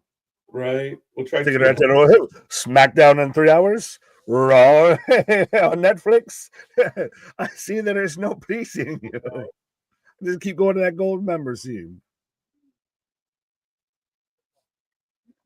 KO is unbelievable right now, guys. No, he's what he's been. Like that's the thing is he's finally just hit the core of Kevin Owens. It's a rental, probably, Jose. KO in a car. And I mean, I think part of it is that because Cody Rhodes is so babyface, so uber babyface, so just pure babyface that this type of approach, this attitude that KO has, it works so well against it. Does it remind you vaguely of Cena Punk with like not exactly the pipe bomb, but around that and everything? Right. As we got Piper Nivens looking all presidential. We're going to get a State of the Union from the U.S. champion.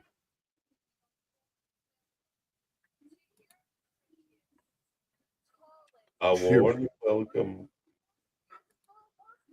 Piper Niven looking beautiful. Your prettiest, your tallest, your longest reigning. Right. All accurate statements, Nick. Right. I'm going to go fact check him real quick, my guy. There you go, Nick, taking a pause for the cause. We are rolling along, folks. Don't forget, hit like, share, subscribe. Right now, we got the introduction by Piper for Chelsea coming out for her U.S. title celebration, the first ever women's U.S. champion. And here she is dressed as Lady Liberty. This is why Chelsea winning this was a great idea. What is this? The State of the Union? Yeah, it's a state, all right. Please tell me this is not going to end well. I expect somebody to interrupt. I mean, celebrations rarely just go off without a hitch in wrestling. So, Christian, we'll see. I mean, again, could it be Mia Yim coming back at her? Could it be someone new? Chelsea Green versus Michael Cole, WrestleMania 41, according to a sign in the crowd. That's funny. I'll do you one better. KO versus Cody reminds me a lot of Hogan Piper. Ooh, JV. I get where you're making that comparable. I mean, I understand kind of the same idea. The very edgy, mouthy, sarcastic, energized Piper, the squeaky clean Hogan. Yeah, I absolutely see where you're going with that for sure. And it works. It works so well. Chelsea is not worthy of the word champion. I don't insult you. Come on. Chelsea earned it. Be nice, Cherokee. Give Chelsea some love, then boo her. He's a super white meat baby face. Yes, he is. Honestly, you can see why AEW fans turn on Cody. To an extent. And again, it just he never quite felt like he fit. Shocked would be if Armando Estrada shows up at the Royal Rumble. Yeah, I think that would be shocked. 4-2. So the Blackhawks are making it interesting. What I said earlier, who are they beating 4-0? Chicago makes sense. Chelsea is a Hall of Famer in waiting. Little early, money. Little early. How you doing? Corey Graves standing with his hand over his heart. Yeah, 100%. So if you were just tuning in, Chelsea Green is in the ring, dressed as Lady Liberty, delivering her acceptance speech, being applauded by Piper, booed by the fans. I think she got some cheers. Big pop. There you go. Chelsea has great vision for the business. Great choice. 100%. And it's good. And I mean, it's really solid, guys. I mean, Outdoor Beast, welcome, by the way. In the idea that, again, if you have a really good baby face to kind of track her down, it works really well. Dennis Saldo, don't take breaks. There you go. All right. Shout out Dennis. No bra. Wait, what? No bra. I love the greenhouse. Right? Bray Wyatt's first inductee into the Hall of Fame in 2025. Could see that happening. Very much so, Christopher. I know a lot of people pushed for it last year, but we got to remember, you got to keep the family, the respect for the family in mind. You can't just, we as fans can want him in there, but what if his family wasn't ready? There's a lot of variables that we forget, but I could definitely see him in there sooner than later. Quoting Fergie, I love it. The song is a banger too. Why flying first class up in the sky? First class. No. But Chelsea gets a good reaction. How do you guys feel? I got 91 hanging out with us right now. How do you feel? How do you feel about Chelsea as your U.S. title holder?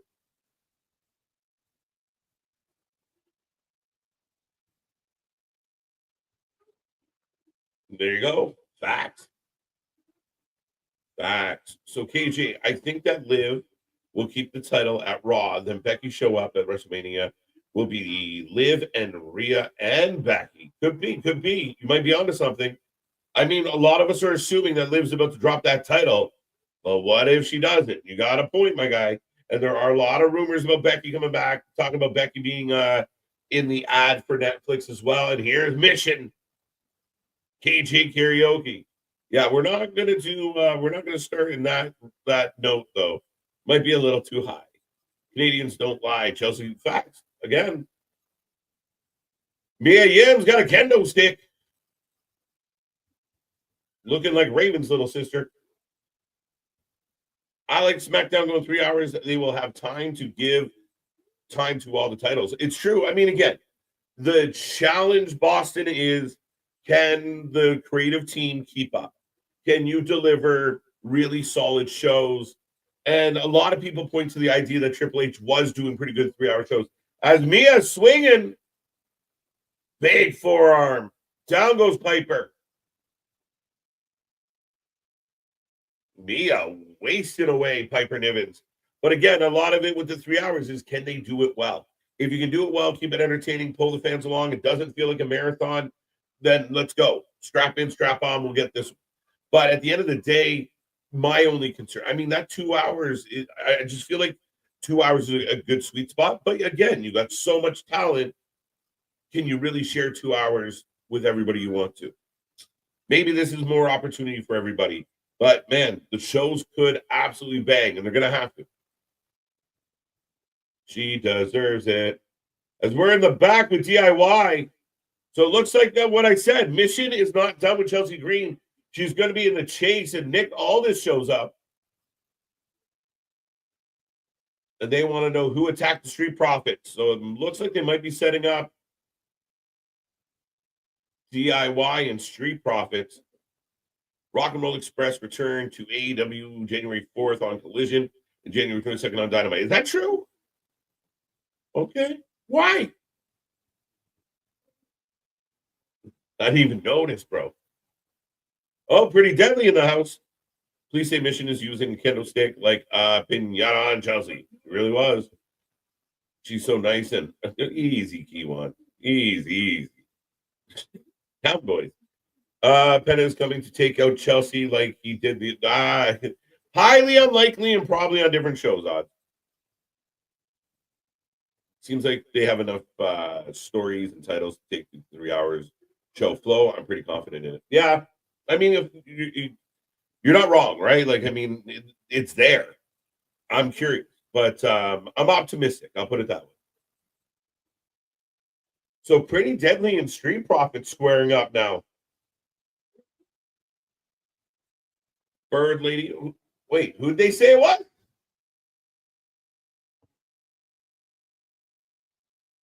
Oh, Street Profits are fighting with LGI. No, not that. With Angel Garza and Berto. Oh, so we're going to get a match. Street Profits. Legado del Fantasma. There we go. Kiji, what do you think of the rumors that Liv and Rhea will be the last? Good rumor. Makes sense. I like it. I hope so. They've had a long-standing rivalry for some too long, so make it last woman standing, make it a finality, make it a blow-off match, make it good, make it worth the wait, make it worth all the things that we've gone through. That's where I think you cash in. As we go to commercial break, folks, I got no issue with this match at all. And again, going to last woman standing, just it deserves it. I mean, again, I think you build up to it, and they've done a good job of building up to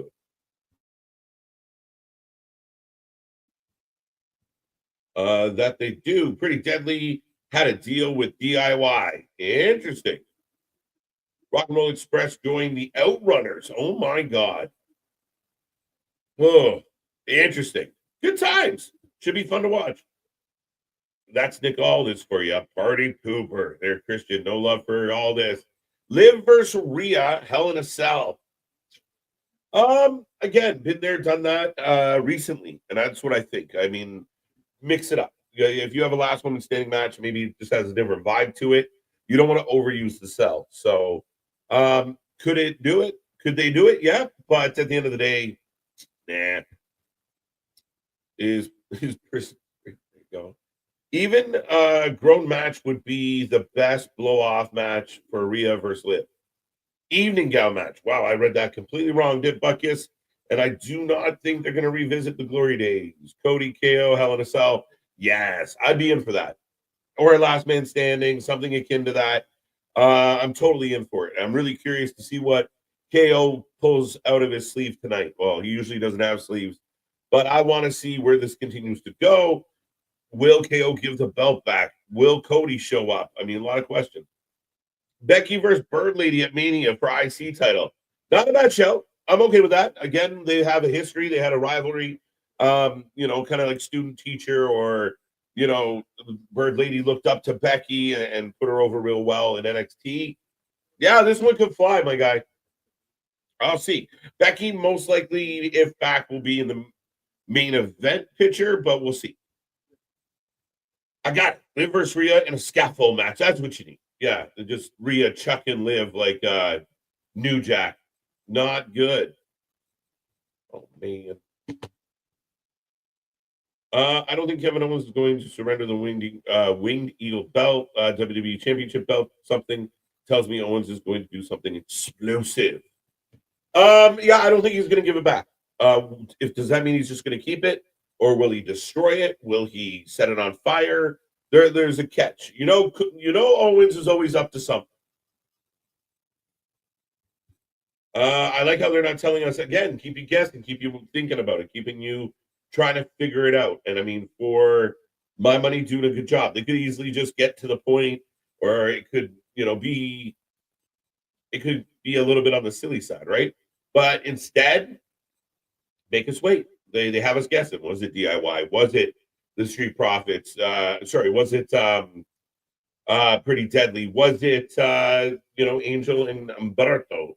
I don't know. I really don't. But I like that they're leading a lot of breadcrumbs with a lot of these stories. And like Boston just said in the chat, again, if you're going 3 hours, Monday and Friday, you have a lot of opportunities to expand on stories like this and get people in the mix, like Legado del Fantasma and such. They've been quiet. They both Irish. Fair enough. I don't immediately hand it over to Becky. I hope not either, Chair. I'd rather see her. I don't mind her having like a main event match at like a Mania, but I don't like the idea of her just instantly getting it back. I'm with you on that, especially with the vibe and the feels that some people have. Like Becky's floated into Charlotte Flair territory where, too successful and people are sick of it kind of idea, and always around the title. So maybe the IC title works. But I mean, even if she went to a Mania and went under, I don't think it would kill her. Who wants to see Hell in a Cell match at Royal Rumble? I highly doubt they're going to do it at Rumble, Christian, but you never know. Liv versus Rhea last woman standing match is confirmed. The main event of Raw Netflix. It's not going to be the main event, Safit. I don't think that's accurate at all. They did announce that Seth and CM Punk was going to be the main event. So I don't know who your sources are, but WWE did say during the Netflix kickoff show that it will be Seth Rollins, CM Punk main event. Unless you're doing like a co-main event, which we don't like. That's what I think is going to be happening. Fine. Cody KO, 3 stages of hell. Everybody wants that 3 stages of hell. Never know. You never know. Speaking of stages of hell. Yeah, we're only two. Anthony's not here yet, so we haven't gotten 3 yet. Well, since you were brought up about the main event of Netflix and everything like that, what do you think opens the show? Ooh, maybe you open it with the last one standing up because you don't know. That's what I think. Well, if you do the ending to the tribal warfare that everyone thinks they're going to do, first, like that kind of needs to be the main event, or unless that opens and then holy shit, that's the fucking tone we've set. Well, you had a good point. It could be because Mr. DJ out there goes, "Hey, I need to be out of here by a certain time, folks. I gotta go and promote Moana 2." Right? I'm not going to be here all for 3 hours. So if we can get my shit in, so I can get out of here before I got to piss in a bottle. And that's why we take pauses, folks. But right now we do have Barto and Angel Garza taking on the Street Profits, who, as of right now, are being blamed for attacking the Street Profits. But it's clearly, to me, got to be DIY that attacked them. And I saw that it was like Pretty Deadly had like, they saw what happened, but we're not speaking. Like, it's an interesting way to me, at least trying to make the tag team division interesting. Yeah, no, like, I think when you were on your break, we were talking about like the expansion to the 3 hours again. And because you have like a blossoming, I would say it's blossoming a little. Blooming. Now you get a little more time for that. You have time for the U.S. title, the women's U.S. title. You have more time for everything going this way. And if they can keep it entertaining, all the power to them. Right. It's amazing how one company can have 6 hours of television, and we're like, oh, give them time to blossom their stories and everything like that. The other company has 5 hours, and it can't even get more than like 2 stories going. Mm-hmm. No, 100%. There was somebody that made the comment. I believe it was "It's your real name," but that's not the comment. But I think he said KO having the belt doesn't make any sense, and I would disagree with that opinion in the sense of Quite I a thought bit. they did it perfectly. Like, I mean, Cody got it for one night only, and KO was pissed off about getting screwed out of the title, so he hijacked it. I mean, I don't think that's overly complicated. No, no, no. And again, of think about it, he's still using of, and I got screwed over. Of he cheated here. The pinfall didn't count. Christ, he can count it as the pinfall if I stood on this man Yeah, and pinned him 1, 2, 3 in the ring as he's on a fucking backboard. So, yeah, no, I don't get the whole philosophy of it doesn't make sense. It doesn't work. Of no, no, no, no, no, no. right. Right. In a post-world end, you see if Tyler, that feels like an incomplete thought, sir, but we're really hoping they don't add anything else to World's End. Punk gonna open Netflix. Punk's the main event, guys. Yeah, the guy that everyone's ragging out there because Yeah. he, sent the people home happy, had a fucking clippable moment and everything, showed he's having fun, interrupts a fucking beatdown straight out the shower, is the guy that's going to be headlining arguably the biggest Monday Night Raw since the first ever Monday Night Raw. 100%, 100%, man. I think it's a good touch. I think again, there's so much heat with this. And again, maybe they changed their mind, but what they did announce was Seth Punk main event. I haven't heard anybody say Rhea Ripley live. Some people thought it would make sense for it to be the Tribal Chief storyline, but again, if That's that's the just only thing to me. yeah, The Liv Rhea thing like could open the show 100%. And then even on the house show thing that's been floating around of to where you saw Seth watching Punk's match, you saw Punk watching Seth's match, like you're checking the game tapes and everything. Like they're building this up of like I hate you, but I also halfway respect you. Like I still need to make sure I win this shit. Like they're big time fight feel with this shit. yeah, 100%. They're making it feel huge. It's word takes one in the jaw. What is KJ and Nick's thoughts on TK might be making a women's continental classic? I have two thoughts. This one, another Go ahead. example of if the small percentage, the 5% of your fan base that's on Twitter makes enough noise, you'll change your whole company or your whole model or your whole plan just because people are rumbling. It's crazy to me. This happens time and time again with Tony. But beyond that, I like it because we'll actually get women's matches. Maybe that's the best thing. You can't write stories for them. Take your best women, put them in this tournament, and give them the match. Give them the time. Give them the time that you gave the men for this tournament, and let them cook. I would almost be fine if you scrapped the men's version of this and just did a women's, because you Okay? might actually get some women's stories that you can run with. Like we talked about it last night of there's almost too many big storylines thrown into this because we have nothing else. We've got to do this, what have you, versus maybe we can do the reverse of that. We have the Women's Continental Classic and we build and we blossom storylines out of it.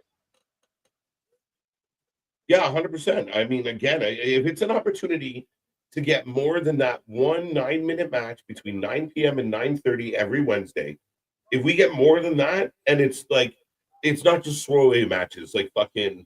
Now, this is the fear that they ruin it by like Emmy Sukai will be in it, Sukurai, whatever. Yeah, Sakura. Sakura. I knew I was close. Oh, Dawkins gets Tagging the the tag and on fire. That's how you do a hot Good tag. match. But well, I wish they could do the women's division without having to do this. Like the Continental Classic, it's a good thing if you like. It's such a double-edged sword here with all of this of to do something like the Continental Classic, and especially to try and do two. you have to have the runway because you need to build stories, you need to make things matter and everything. But you've also now, cut out an hour's worth at least minimum of your programming and everything. So you really want them to focus on the primary objectives. Focus on get Dynamite, get AW right, make 2025 a banner year for AW, and then we can talk about all of this shit. Then we can talk about expansion because you've expanded a lot in 5 years, and now this is one of those. Just make the shit right. This is like a dynasty rebuild. Make this shit right, and then we'll talk about the next big move. Oh, nice moonsault. So you got the tandem. Nice moonsault again. I got one moonsault. Listen, this match is cooking. Second moonsault. MTV said this match should already be over, but this is where you're giving teams like Legado del Fantasma a chance to shine, to show off that, hey, we can go. Like, let us go. You're building this as this is a nice layer into the tag team division cake. And especially because nothing was really advertised. So it feels like everything's got that spontaneity feel to it. Everything's got that we're live, pal, almost attachment to it. Right. Oh, Alexa Lopez. Oh, BFAB out of nowhere. What? Well, I'm just getting the BFAB moment. So, like, if you hiccup. Yeah, that Montez going fly and just lands clean on his feet. Oh, I have not seen a man that has more ups in any sort of form of athletics than Montez Ford. Oh. Blockbuster Destroyer, 1, 2, 3. But ladies and gentlemen, Street Profits get a win. That was a pretty good match. And I agree with it. Like Boston said, he's not really into tonight's episode. I think it's been a pretty okay episode. Again, it feels like we're in a bit of a holding pattern, but they've moved some stuff. I think it's been solidly okay. Like, I'm not blown away, but I haven't hated it. And I thought that match actually surprised me. Outside of building up for Saturday Night Main Event and War Games and everything, and with a bit of the tape shows that we've had and this and that, like, I don't want to say this is blowing my socks off, but this is one of those of like, this is happily acceptable for what it is of it's the last live show. It's the last live 2 hours. It's ending 2024. Didn't have, the high holy gates expected for it, but it's pretty solid. Right. Rock interfered, 333 at Mania. What do you think? I think The Rock will be at Netflix.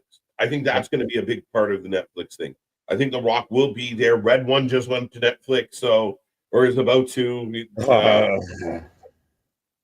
I watched it. What a pile of shit that was. Really? I just read enough of like the plot synopsis. It was just like, this ain't for me, dog. This ain't for me.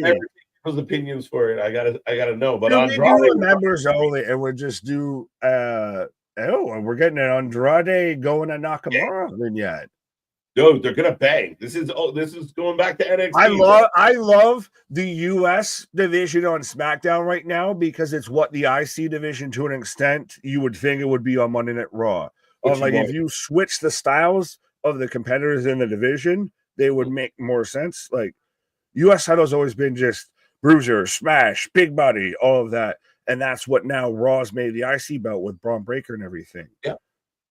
IC belt's always been the workhorse championship and everything. And you're getting Andrade, Nakamura, LA Knight, like Carmelo Hayes. That's your division, what have you. Right? And dude, you bring a Sammy over? Ooh. Oh. Let's go. I like this package, though. This solid package. Pause. John Wick. John Wick. That's what it felt like. Next Friday moves to 3 hours. That's it. You're going to let this match cook. This match is going to reach a nice simmer saute. Give them time. You got a 3-hour show. Exactly. This is gonna just hit a nice boil. Yeah, give them a solid 15 to 20. Let them just go. Yeah, for everybody that hated, like you were mentioning earlier, or you mentioned with like Raw, of like the show's too short, and everything. Now you're gonna have all those people that said, "Oh, well, you know, on Carmelo and Andrade would have been better if it would have had a little bit of extra time." Now you got that extra time. Right. So Safet's saying that WWE main event said that I hadn't heard that. Did you hear this at all? Doing Are You How? Yeah, no. Well, I think we had talked about it at the beginning of that, and they had announced it that it was going to be a last woman standing match and everything. Well, main event? No, not a main event on Raw. I don't know where we're getting main event thrown into this. So if it's on that good. Yeah, no, it's and then I'm just reading it to confirm I'm not crazy, but Fair enough. But we're celebrating the Iron Sheik's historic day, and also I think it was happy, birthday and everything out there to China and all that. But we're about to get Sami Zayn versus Carmelo Hayes coming up next. Brought to you by Twisted Tea. Hashtag not sponsored. I like this match a lot. I like this booking a lot. Oh, I think it's great. I was worried when we got Braun coming out after that we were going to get just the threequel of Braun versus Carmelo. I'm glad that we're getting Sami versus Carmelo because I think both guys are really going to shine in this. Yeah, I think so. I think Sami gets the best out of guys. And Sami's in that part of his career now where you put him in the ring with a Carmelo, he's going to get a lot out of Carmelo. And again, if you want to get Carmelo over, continue to get him over as a heel. You had him up against LA Knight, good shot. Now you put him up against the babyface guy like Sami. It only helps dig him in and establish who he is. I think it's real smart booking. Oh, absolutely. You've developed him as he's the heel that's gone through everybody. He's gone through LA Knight. He's gone through Andrade. Now he's even going through Sami. He's entangled still a little bit with Braun, what have you. 100%. Naomi a women's title match next week. What? That's pretty crazy. I mean, she got the pinfall victory in this, so maybe that's what she earned out of it and everything. It kind of plants a little bit of the smoking gun of, hey, you took out Jade and now you become women's tag champ. Now you're getting these women's title shots and everything like that. Look how far you've grown just off of this. When do you think we are getting? So someone asked earlier as well. It might have been Damien. How do we feel about Mia Yim? We kind of predicted this when you and I talked about it. Yeah, that we thought Mia losing and then chasing works really well. It helps Mia get over as a babyface. Chelsea will play keep away for a while. I like this a lot. Oh, absolutely, and it's a consistent feud, and it's still to me at times of confusing to where people will be like, push people like Chelsea, push people like me, and push people like Naomi. Where's Becky? Where's Alexa Bliss? Where's Charlotte?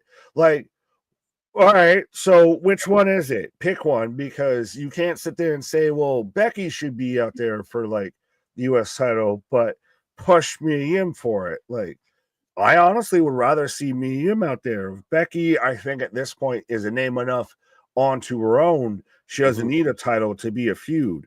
No. So yeah, I like the idea of develop depth of talent, depth of the new generation, the next one up. A depth on your roster of having people built up going at these mid-card titles that aren't already established names. That's true. Not Sami Zayn. There was a comment. Where was it? I have a tornado. You get tornadoes in December? I'm not in Alabama. Roll Tide is, I'm assuming, in Alabama and everything, and the south of, yes, very much of. Now, granted, you can correct me if I'm wrong, but to most Americans, I feel Canada is just basically the Northeast just extended. You get the extended clip of that y'all get cold fronts and everything's, Arctic all the time. we have a diverse landscape. Right. You can have a white Christmas in New York City and tornado warnings in the South on the same day. It's like December. There should be a break from tornadoes. But yeah, T's and No, P's. there ain't no break from bullshit in the US. 100%. Mission needs to But work. my family was raised in Tornado Alley. I live in Tornado Alley. I'm in a little like where I am. Like we get nothing. Like we get nothing bad ever. Like other than like we'll get heavy snowstorms in the winter, but like we don't get we don't get tornadoes. We don't get hurricanes. We don't get shit. We're been in a hurricane. I've been in a microburst. I've been in an ice storm to where we didn't have power and shit like that. Like you welcome to America. It's the shit's about to get fucked up package. No, parts of my country get mashed. But I mean, we had the ice storm that had us out once. Not much, but and I mean, I lived in other places where I've been in fucking horrible weather, but this little pocket where I am now, it misses. You're out of the woods, you right.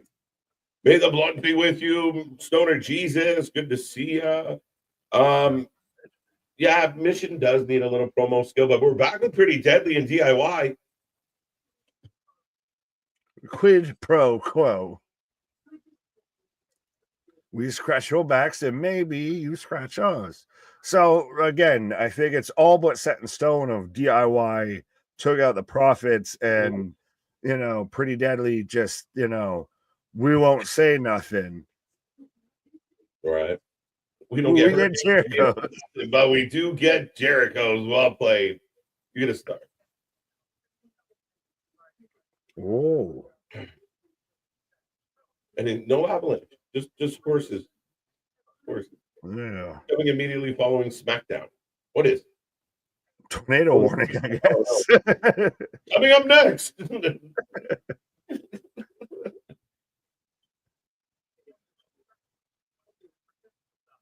Hey, so what? Is it interesting that on SmackDown and now even on NXT, I almost said Netflix, but on NXT, hey, Apollo Crews, where the fuck you been? You don't even have a partner. What you doing here? But that we're getting a bunch of tag teams all saying, well, we've got a claim. No, we've got a claim. No, we've got a claim. No, we've got a claim. Yeah, but it's like Apollo gonna like Apollo turns heel with the Street Profits. the dirt. Whatever happened to that? Wasn't an idea of like Apollo and Cedric being a team? Or no, that was Ashante and Cedric. We're going to be a team. They did Ashante and Cedric as well. And but remember when Apollo went down to NXT and he had like the equalizer gimmick? Yeah. Shit, like what the hell? I got 17 seconds to botch this match. I like Apollo being messy. The guy's got talent. But even in NXT, he never got over for me. He never stirred the drink. He never did it. Do you? Here. Yes, Sammy on the top turnbuckle. I still like the idea of you do Obafemi, Apollo, and the latest Noah signee of Omos, and you just do the Nigerian Nightmares. Oh yeah, I guess we didn't talk about. I guess the milkshake was hitting good right there as I brought that up of Omos. For those who don't know, the Colossus Omos is going to be making his Noah debut. Yeah, sooner rather than later. Could you imagine? I'm in. I want to see. I told you it's the Nigerian Nightmare faction.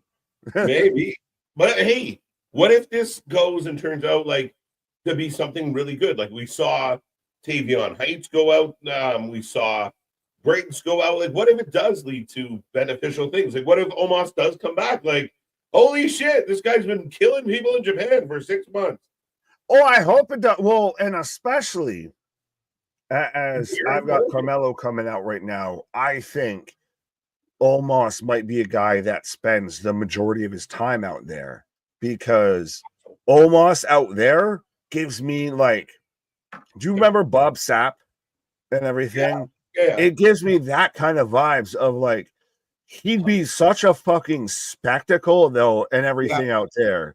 and he does have a bit of a personality and everything of you make him more of an attraction of if like you can't run Omos in WWE 350 days a year, what have you. No. So you have him do most of his run in Japan, and then he's the fucking kaiju that comes over. He's Godzilla that comes over from Japan to fuck people up.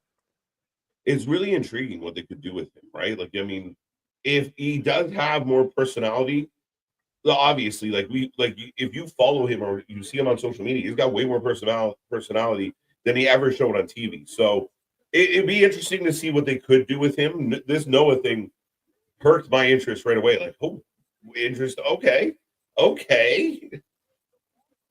Better deal with Japanese wrestling company in 2024, 2025. AEW and New Japan or WWE and Noah. The only reason why it's a little tough is that AEW is more fluid, more active. I don't know. I could read an interview from Gabe Kidd that'll fucking shoot that shit down real quick. Gabe Kidd chat all over everything. I love Gabe Kidd. He has been what the Bullet Club in New Japan has been missing since like Kenny and the crew made it cool. I feel like he's doing Jay White better than Jay White did Jay White. Oh yeah, 100%. Like, but the same vibe, like a very Jay White vibe. I feel it's bad though because he doesn't have the same platform. Like he gets the aftermath of what AEW was pillaged of and everything. Ooh. What was that faction name again? What? I don't even know what faction.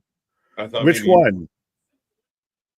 You do you, boo boo. But no, I'm saying of Gabe Kidd, I feel like has gotten like the refuse of New Japan of after it's already been washed ashore of Kenny's gone, Okada's gone, Osprey's gone, of he got, bare bones and tried to make it right again. Whereas Jay White, like, got handed the keys to the fucking, the Escalade, got handed the keys to the Lambo, just don't fuck it up. Right. Sammy off the ropes up and done. Sammy. Crowd's into it. Well, and this is two guys that have, the style, like, have very complementary styles, have, guys that can still hit that high fly shit, but can still be technical wrestlers at the same time. Oh, Sammy moonsault off the apron. Right. Not off the apron, off the guardrail. Barricade, yes. Barricade, guardrail. I'm old school. Gabe Kidd is awesome. Yep. We go to commercial break, folks. Right. Should I read some of the interview? One real quick, a word from our sponsors, and then the interview. There you go. The cliffhanger, folks.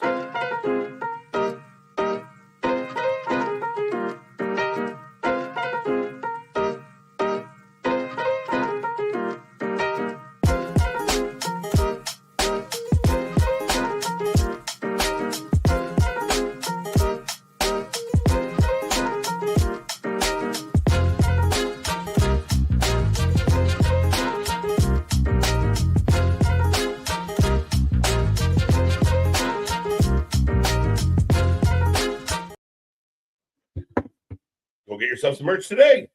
Yes, and now that you heard from us about us, with sponsored by us, but yes, no, I love that. We have our own commercial break that's brought to you by us. But yes, so I'm pulling this up from Fightful, but in an interview that New Japan posted on their YouTube channel, Gabe Kidd noted that he didn't care if AEW wanted to sign him, and I quote, I don't give we're long enough that I can say it. Shit, if AEW want to sign me, what? So I can turn up to TV, be Tony's new toy, go on Dynamite, have a couple of matches, and then sit in catering for 23 weeks, doing fuck all, flying to Toledo, Ohio to do what? A show in front of a crowd that's seen 5 hours of wrestling already. I have no interest in that whatsoever. And that's just half the quote. And these are the guys that are partnered and publicly partnered with AEW. Right. Next thing you know, Jericho's going to be having a match with Gabe Kidd. Well, no, this to me, I feel like this is, you need one of the Wayans brothers to just pop up and go, message. This is New Japan just speaking through Gabe Kidd to Tony of, hey, bitch, we're here too. We have a partnership. This is supposed to be, cohabited, not one-sided. Read the other half. Oh, all right. Oh, well, it's going to get a lot worse before it gets a lot better. I have no interest, but wrestling means more to me than these guys. And I think it's about time that someone with New Japan stepped up and has some fucking balls, quote unquote. We are getting our pants pulled down and dogged by the rest of wrestling. Like I said, it's going to get a whole lot worse. Sip that tea, my guy, because it's going to get a whole lot worse before it gets better. Of the wrestling world of being professional. So maybe it is time to be a little unprofessional. Maybe it is time to talk a bit of shit. And if they have anything to say about it, can come and chat to me. I have no problem pulling Tony Khan into our office and telling him what's what. I have no problem reading him his rights and telling him what a fucking idiot he is. So that's that. Again, I said the good half, and the good half was already vulgar in the first half, and it got a lot more aggressive in the back half. Is there any chance he's just trying to sell a pay-per-view? Sell New Japan's pay-per-view. Right? Do we get the Bucks and Omega returning tomorrow night? No. Well, I can't see no. Maybe. But I didn't think they were coming back. Omega, I'd say. Well, but Omega said, I thought Omega's going to make his first appearance in New Japan at Dynasty. But they've also, I've seen reports, and granted, depends on who the reports come from, what have yous, and everything like that, of, to me, it makes sense of you get Omega and you get Okada. And if you're going to we've said it even before of, you're an AEW talent first and foremost, more than you are a New Japan talent. You should try and get AEW over and course correct. And I think that's a big way to stake the landing, to hit a spot in 2024 that helps launch you into 2025. Mm-hmm. Wouldn't it have been amazing at World's End or, whenever, but you have that big surprise pop of Kenny returning. Instead of all this teasing and leaking, just surprise us with this one. We will pop. The people's reaction to him returning will get clicks alone. Yeah, but I think that this helps carry on a bit and everything. We'll see what I'm saying. It's just a work shoot, guys. Is it that this is Tony? If Tony has a hand in this is insane to me, because they just dragged him and his company through the motherfucking mud. Mm-hmm. And we've known he doesn't normally take kind of that, even with talent he's signed. Mm-hmm. So looking at you, Ricky Starks. So I don't know. The best case scenario, the best booking scenario is this is all just a work, and this is all story building. Right. And this is all an angle, and it's a fucking hell of an angle. Yeah, but what their track record shows, it's this. I'm comfortable saying this. Sorry. No, not at all. Big double axe handle from the second rope. And you're not wrong at all. I mean, again, I think that I still believe the Bucks and Kenny are coming back together to go after the Death Riders. They're going to save AEW. They are going to come back on a... So what, though? You have to have a threat to save them from, though. First, this is fucking... That's what I think. This isn't an infestation. This is you have one spider that crawled down above your bathroom. You get some tissues. You stomp that fucker out, and then you're done. Blue Thunder Bomb. Dos, amigos. But to warrant the reaction without sounding like a fumble or just all over the place, you need to warrant the reaction. And I don't know if the Death Riders have warranted that reaction. Yeah. 100%. And I think MDB has a good point here. And I think a lot of people And I said this, we talked a lot around when the Punk and Bucks saga was going on. And we both got to the point as content creators of like, we don't care who's right or wrong anymore. Can we just stop? Like, can we move Just on? stop. Just fucking stop. We were like over it, and it divided the fan base. It hurt AEW's fan base. It really did, and they never recovered from it. And not talk about it because they did divide your fans. Oh, dos amigos, dos, two. Oh, and hell of a match for another pin, 2 count after code breaker. But yeah, it's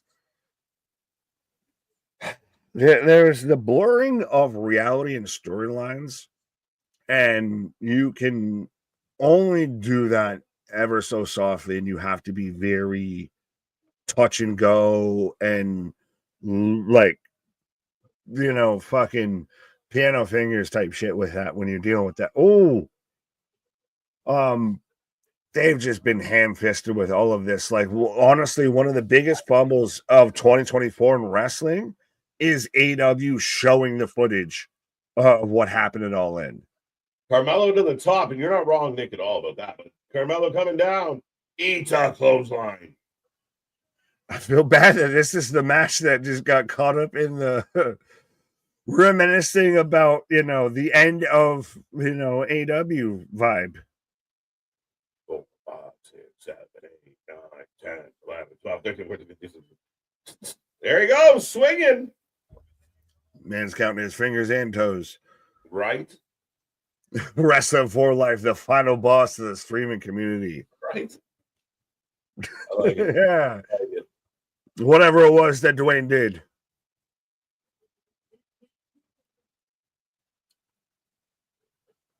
Oh, Carmella rolls out. Oh, Carmelo rolling out. Do I need a hiccup? Braun Strowman's going to throw him back in. Yep. Yeah, makes sense, right? I got Braun coming out right now with it, so. Yeah. Oh, wait a minute. Oh, he got away. We got the Jacob. The bloodline, right? Sammy in trouble. But this I like this a lot because if you even from earlier tonight, this goes back to when Sam was talking about to all this of like, I'm a Raw guy, the bloodline's supposed to be on SmackDown, so you walked into their territory. Oh, Jacob in a post. But Solo decapitates Sammy. Thomas swinging away. And Braun, wait a minute. Braun drops Higgs. Is Braun going to get him some bloodline? Oh, in the slowest walk ever. Right? Throws Tommy in a barricade. Solo goes after him. Well, and this becomes the question of what is Friday Night SmackDown come 2025? Is it Drew? Is it Braun? Is it Solo? Is that your main scene and everything a bit? I did not oh my God, the crowd goes nuts. Let's go. Oh my God, Jacob Fatu and Braun Strowman. The match we didn't even know we needed. Holy shit. Let's fucking go. The crowd is losing right now. The crowd is losing it. Oh, chop block by Thomas. Oh, this is so you son of a bitch. Ah, they're brutal. Pack of wolves is the hyenas. Is Dwayne Scar then? And we just got, you know, so no king. Sammy, there will be a king. This is chaos. Tama on Sammy. Here comes the producers.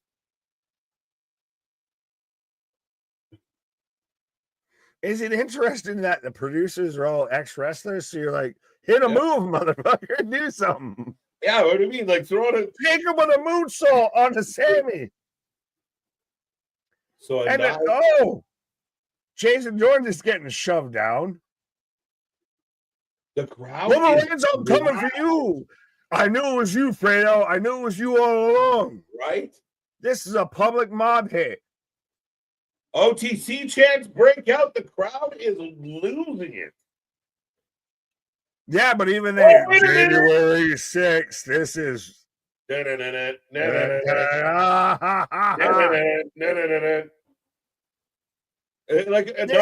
this is very fitting for the holiday season because this is when you've had the turkey, you've had the steak, you've had the chicken, you've had this, you've had that, you've had the mashed potatoes, you've had the corn, and you're like, here's the pumpkin pie, like motherfucker. Yeah, I will say this. Like I said earlier, we got a commercial, bitch. During the chaos, we get a commercial, and I thought it was a very okay show for the first chunk of it. I think it's ending really strong.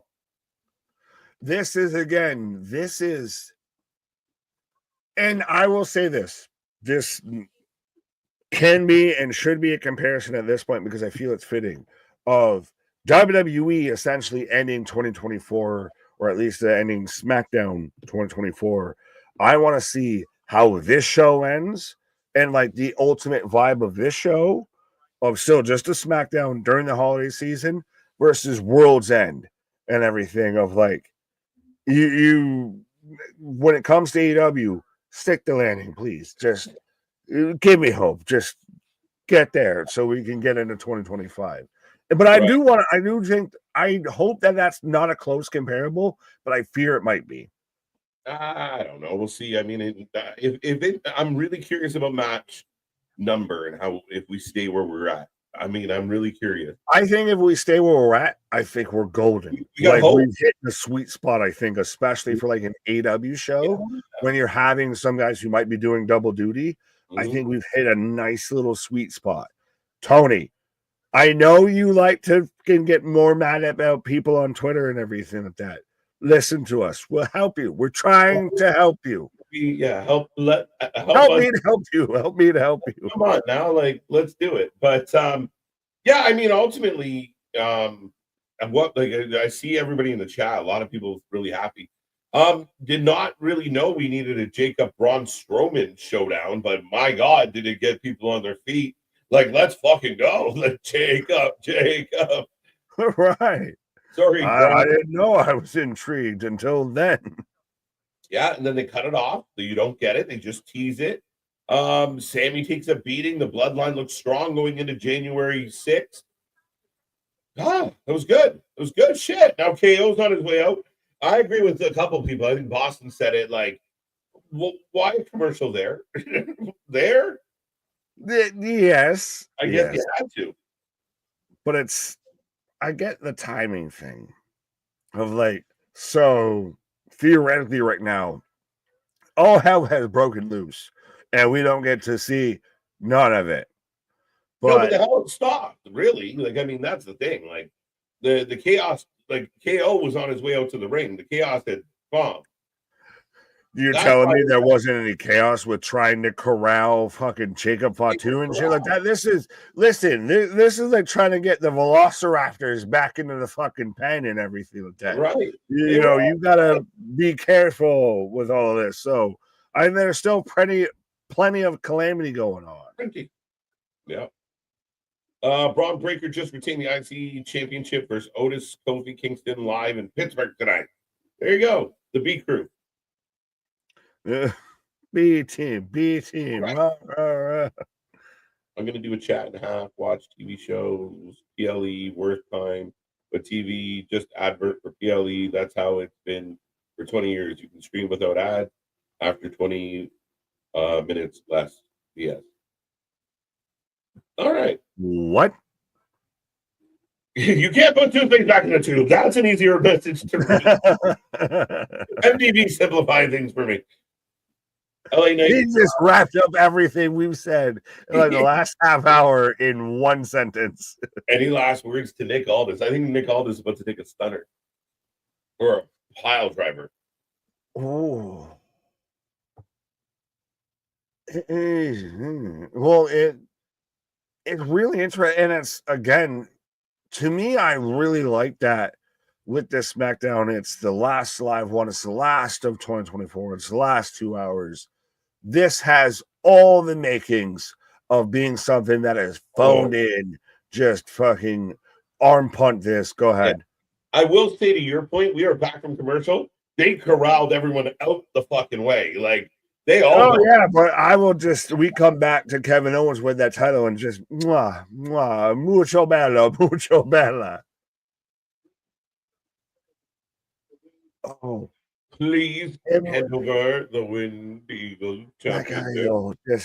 This visual in Boston. I know you can get mad and think it's a replica belt all you want, but just what I'm seeing on my screen of Kevin Owens with a winged eagle confront Nick Aldis, like just this all just feels really fucking right now.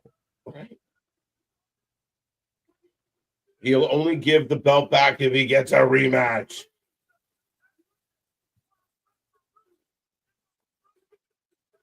Where a referee cannot run. Where's that referee? Right? He's trying to on me. Right. Where's that oregano dude? Yeah.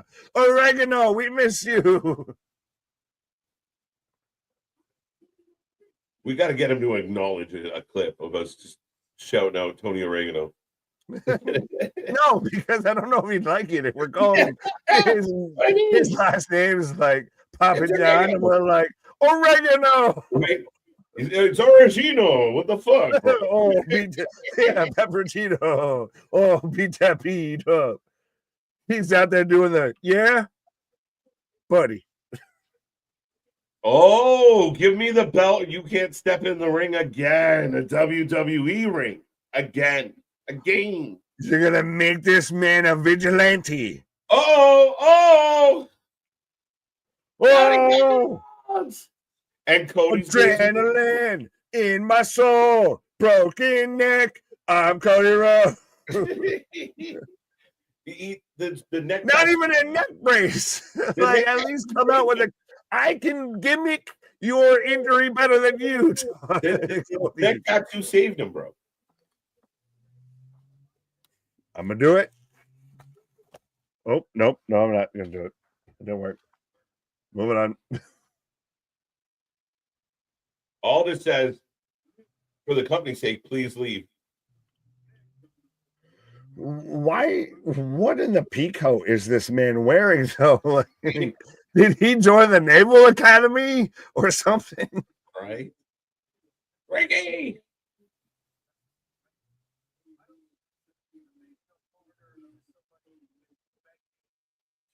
Cody's red-eyed and angry.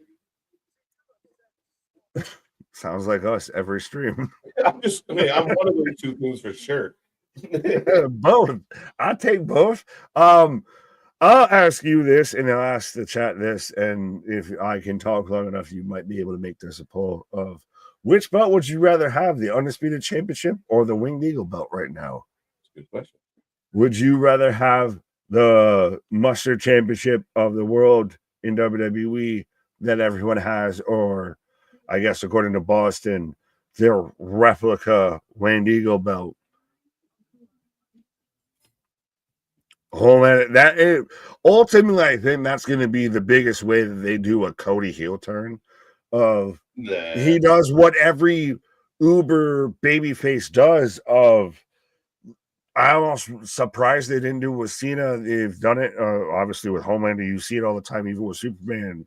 That's the only time you can make Superman an asshole. Is one of those of like, I'm trying to save you, and you ungrateful fucking idiots don't realize what I'm trying to do.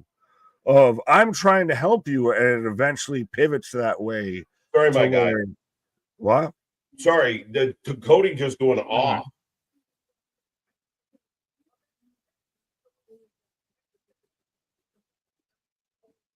Special.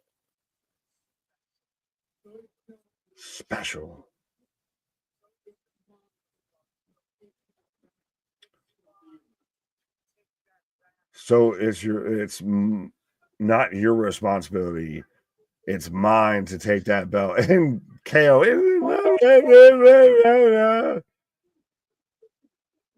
This is bringing out the best Cody.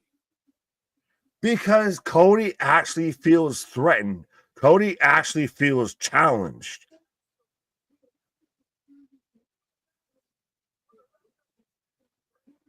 Still cage. That's why they've been doing all the Let's house go. shows. That's where I'm feeling we're going. No DQ, bunkhouse brawl, rope match. Into the bunkhouse brawl if they're out there on the highway and everything. It's going through Canada in January. Yeah, the Trans Canada Highway, man. One goes to the other. Shout out, Mr. They stop at a fucking Chucky's. Bucky's. That's what. Bucky. Buggy. Yeah.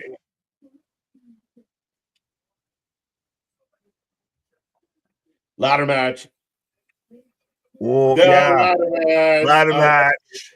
Let's fucking go. If they say Hang November 'em high. Dual championship. So you get the visual of whoever wins it, assuming Cody, as dual champ. Yeah. That's a hell of a visual. When? Rumble, I like that. All that. At the Royal Rumble, Kevin Owens versus Cody Rhodes. There we go. Let's go. I love it, and it's a hell of a way. That's a marquee match that's happening outside of the Rumble. Like that pulls you in outside of just it's being the Rumble. He's gonna stun Aldis, I think. I still feel like he's gonna do something to Aldis. Somebody gonna get hurt real bad. They could, like I said, they could do it in Texas at Saturday Night Main Event too. They just announced it. Did they announce it for the Rumble? Yes. Oh, I missed it. Yes, he shoves Aldis into Cody. So not exactly, but he now Aldis is up there. No, don't do it. Look at them rolls out. KO living his best life right now. I am the true champ. Yes, he is. KO. Does this work though, even with KO of at least enough of even if he doesn't ever actually get a true title reign, of he gets a little bit of a rub and a little bit of a run if I get to walk around and do all of this with the Winged Eagle belt and I get to drag that around a little bit more. Like that's a big KO energy. I'll put it that way. He's kissing the belt. See, Anthony's saying he didn't hear the Rumble either. I didn't hear Rumble. I didn't hear them say Rumble. Fair enough. I was just curious. No, well, I mean, I can try and go back. But I'm pretty sure of that they said. But I'm getting the overshot of something for the Universal and right now on USA. And we've got the last Rampage. The last Rampage. The end of an era, folks. Right. So we've come to the end of the road. It's the last time I can say Rampage, actually. Let go. Sorry, I got caught up in the song. No, you're good. All right, ladies and gentlemen. Get your ratings out of 10 in for SmackDown. And we had Chelsea Green do this way better earlier. Yes, I was about to just say, thank you, Jesus. It's starting the show instead of ending it, although this might be ending it prematurely. We're getting Chris Jericho versus Anthony Bowens to kick off the final Rampage. Again, they've filmed a month of shows. That's the issue, is they filmed a month of shows in the Hammerstein Ballroom. Right? Like, you can film a week, maybe 2, not a month. Like, not like all your shows. As here comes Bowens. Yo, Caster going to try and get himself fired here. I think he's been doing that. All right. Boo.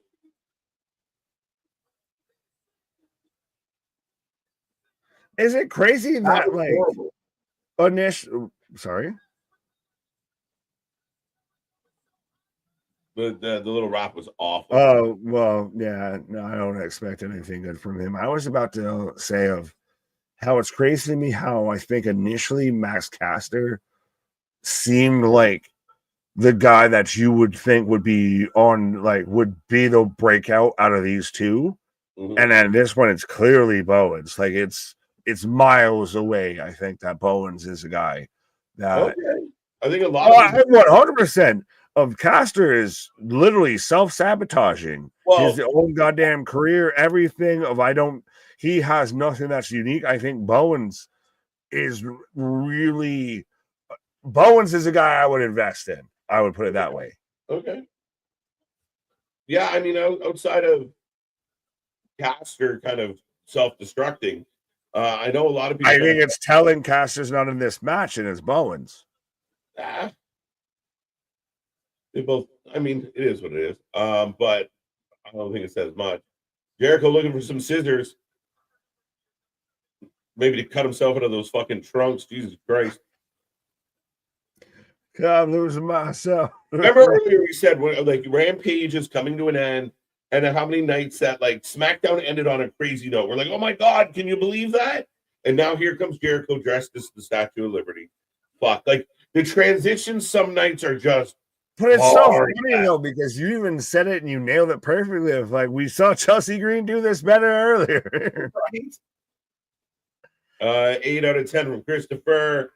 Well, yeah, he did it the other night as well. Like so, he doubled down. Doing what we do, honestly, and you said this earlier, and I'll just second at this point of I'm more appreciative that SmackDown will go 3 hours than it goes 2 hours and I gotta watch an hour of Rampage. Yeah, I'll make that trade.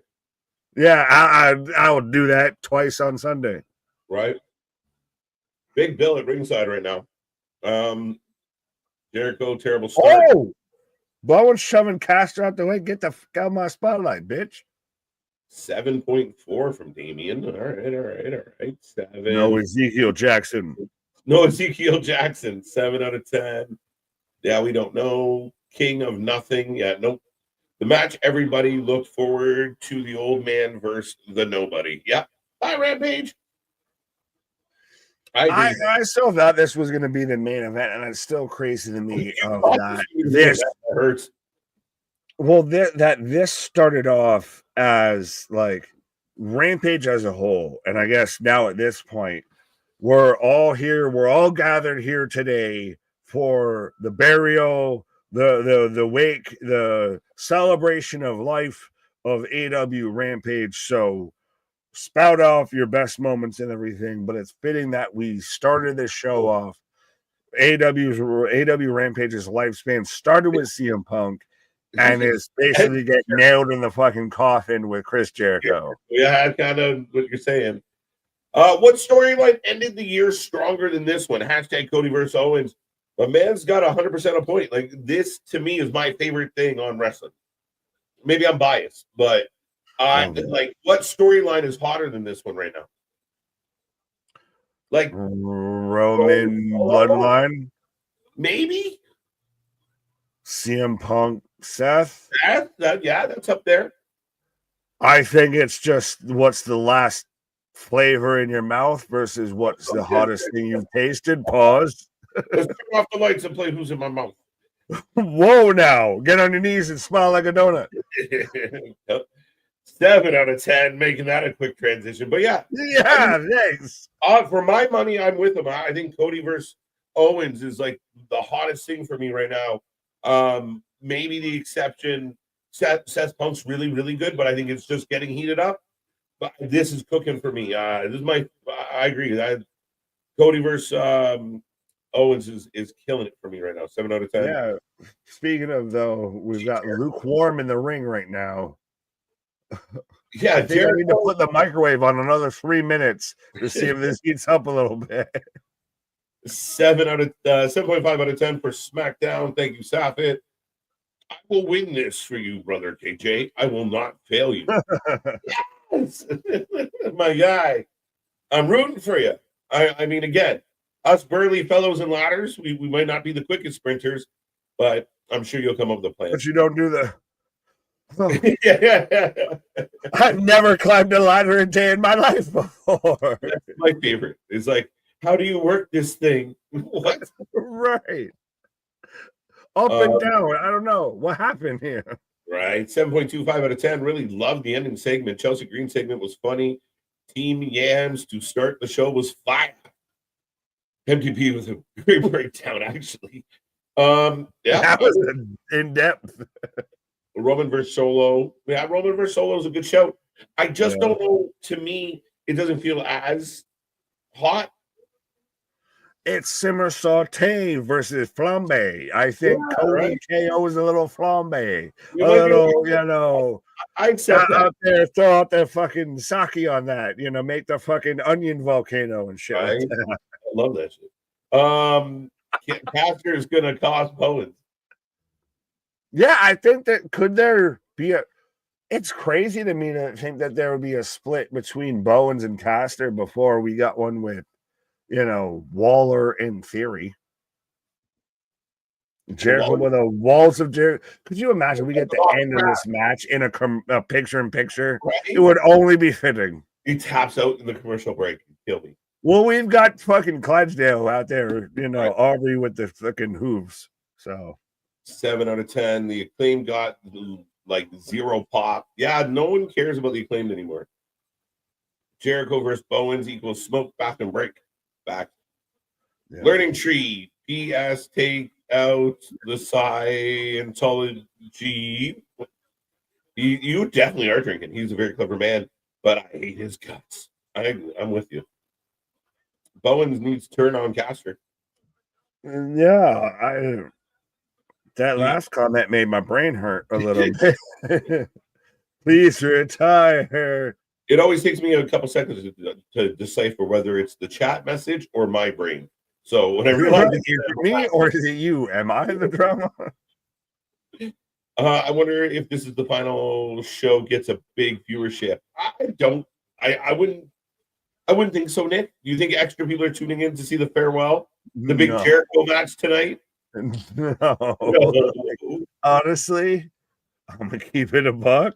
I feel like if we weren't doing what we were doing, like if the channel didn't exist, we were in another timeline, I'm not fucking watching this. I don't give a flying shit.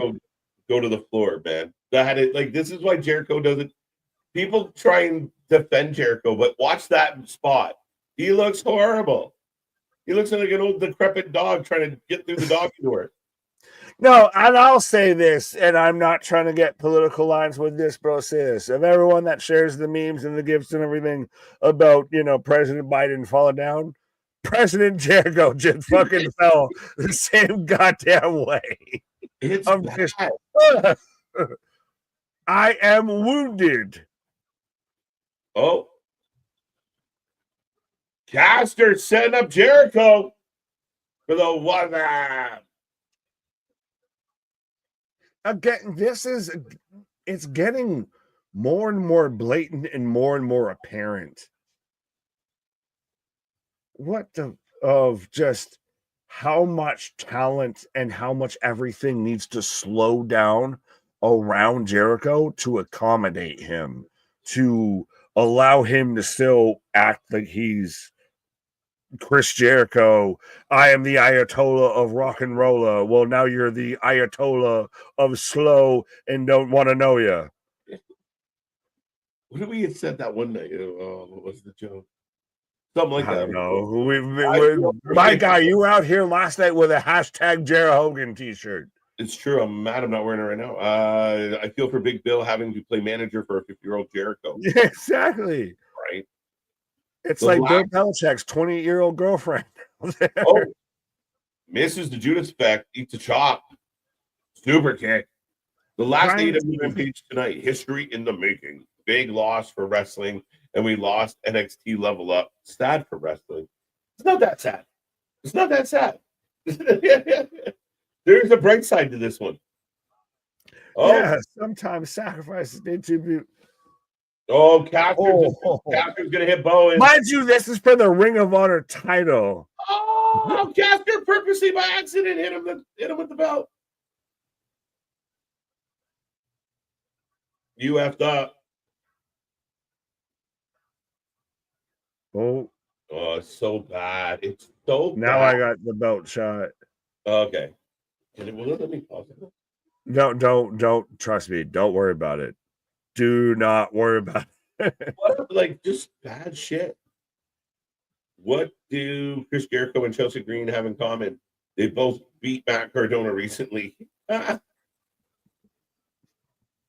It was a horrible affair. That's actually really funny. What do you give SmackDown tonight? I think I'm going 7.5. Well, that's interesting that a lot of people were like in that like 7 range. Yeah, I think the first half was slow. Fair. But I think the back half was really solid and everything. It's a tale of two shows, to an extent. Of what'd you say, 7.5? Yeah, I'll agree with you on the 7.5. I can't go. I think that would be the highest I could go with it. I can't go much higher. I thought I was worried you were lower because a lot of people are like 7, 7.25, 6, 6.5. So, yeah, but like 7.5 is to me like the apex of where that show was at.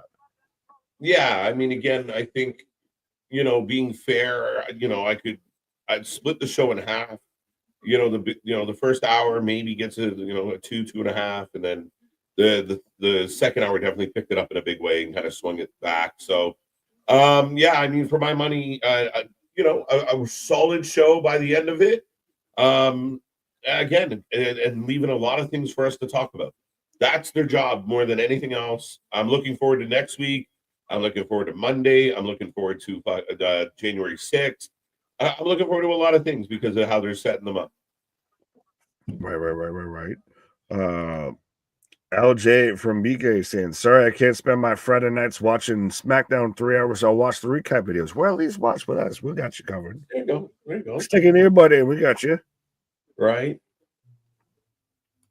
Family Guy ass music montage, Jericho. I wish we used to rely. Oh. Why is this the last Rampage? I see why this is the last Rampage. We have proof positive as to why it is the last Rampage. I can see why this isn't going anywhere, right? It's like, shit. Is it one of the, opinion poll question, I guess. Are we mad that it's the last Rampage, or are we just disappointed of like one of those? Well, hear me out. To the extent of like, you could have at least still done this. You could have. This was supposed to be a thing and everything, and you clearly just let it wither at the fucking root. Or here's the question. No, but like adding to you, but kind of throwing a question back at you a little bit is, what did the announcement of SmackDown and the rumor of SmackDown going 3 hours? I wonder if that had any impact of like, no matter what we do, what we try and do, if they go 3 hours SmackDown, we're screwed. It's not worth running it because nobody's going to watch.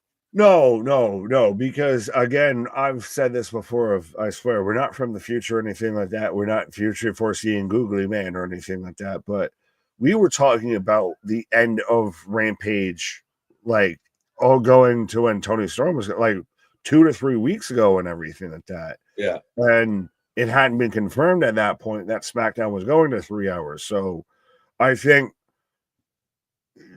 there was proximity to each other, but I don't think one led to the other or anything like that. I think one was already the way of the dinosaurs, and the other was the inevitable fucking, asteroid hitting.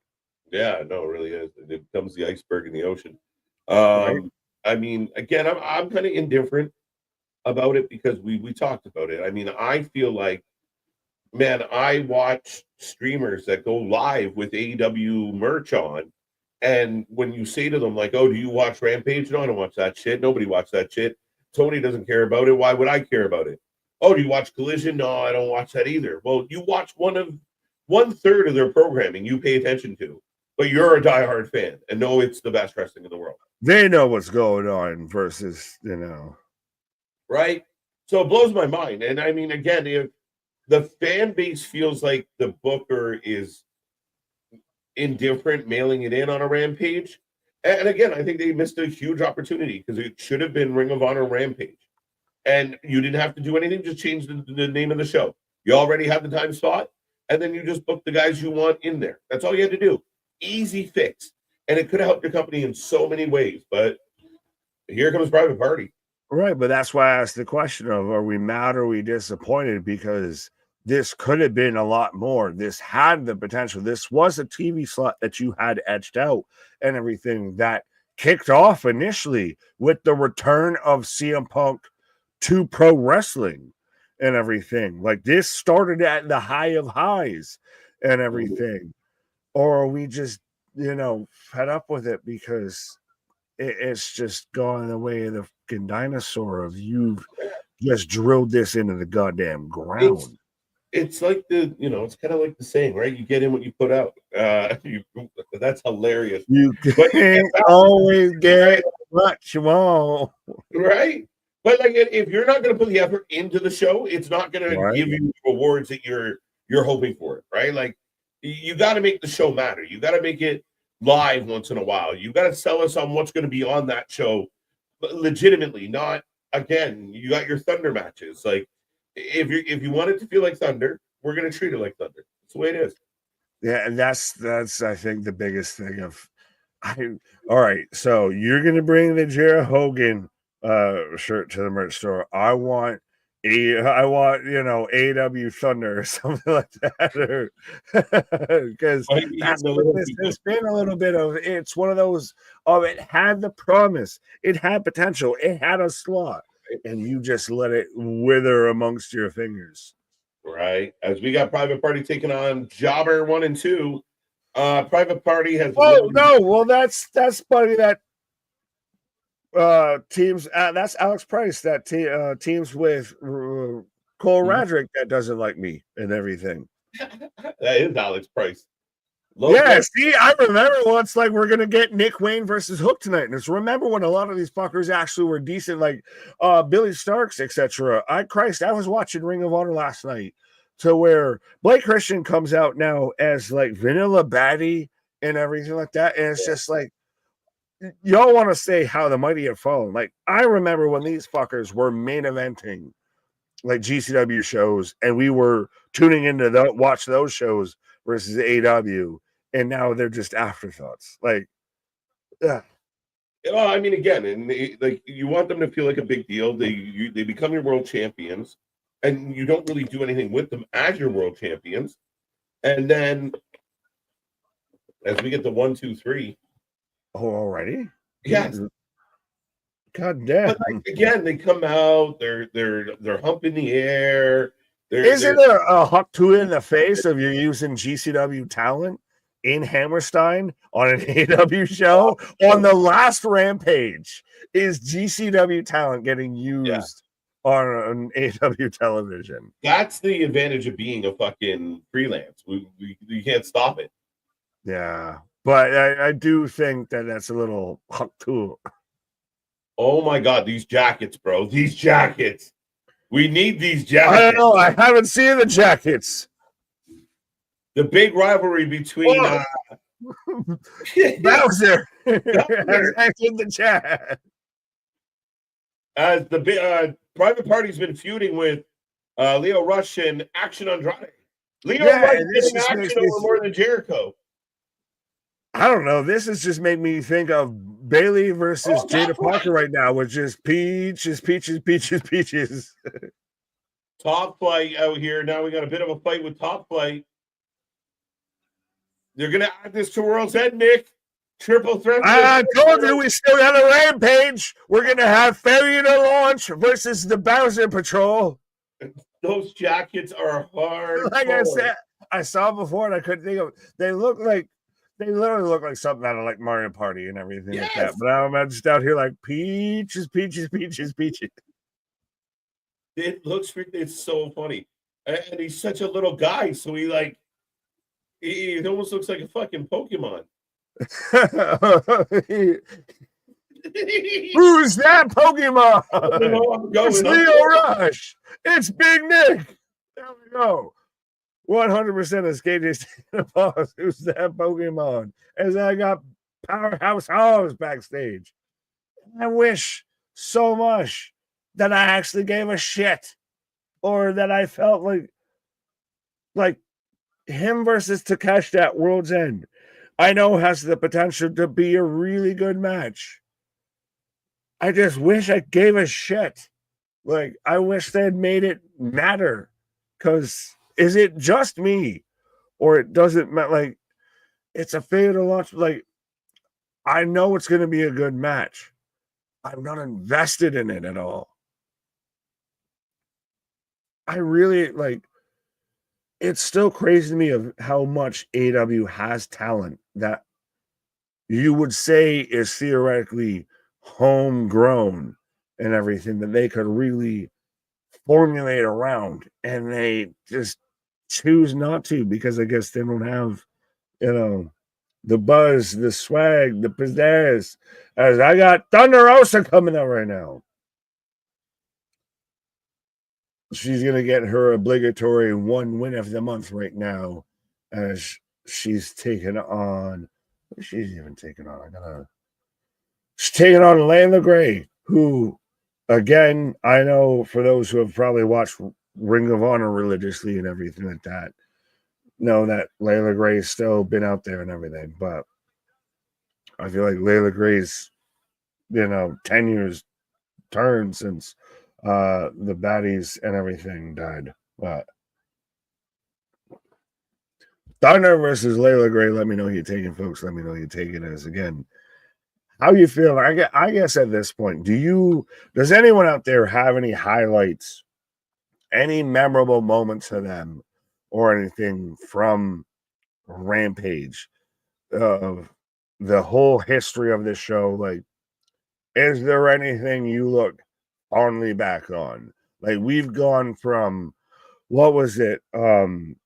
Was it the United Center that they did with the debut of it with Punk's return and everything, and that tour was the final dance, and that really cemented that. And now to go from there to now, we're at the Hammerstein with a flaccid, a quiet crowd. Like, we have literally people taking pictures to show that they're in front of them, like they've got front row seats, versus they are watching this match with Thunder Rosa and Layla Gray. Started off with a roar, ended with a whimper. I feel a bit. I think kid crying when Punk returned.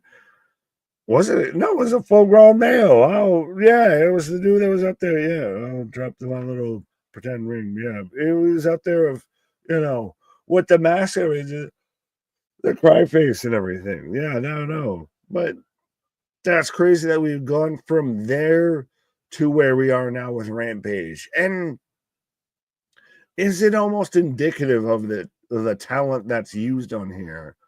Of like Thunder Rosa, your number one contender for your women's world title, is having a nothing match against Layla Gray. And no disrespect to Layla Gray, but like, this is what we're doing on Rampage. This is your send off into your closeout pay-per-view of 2024.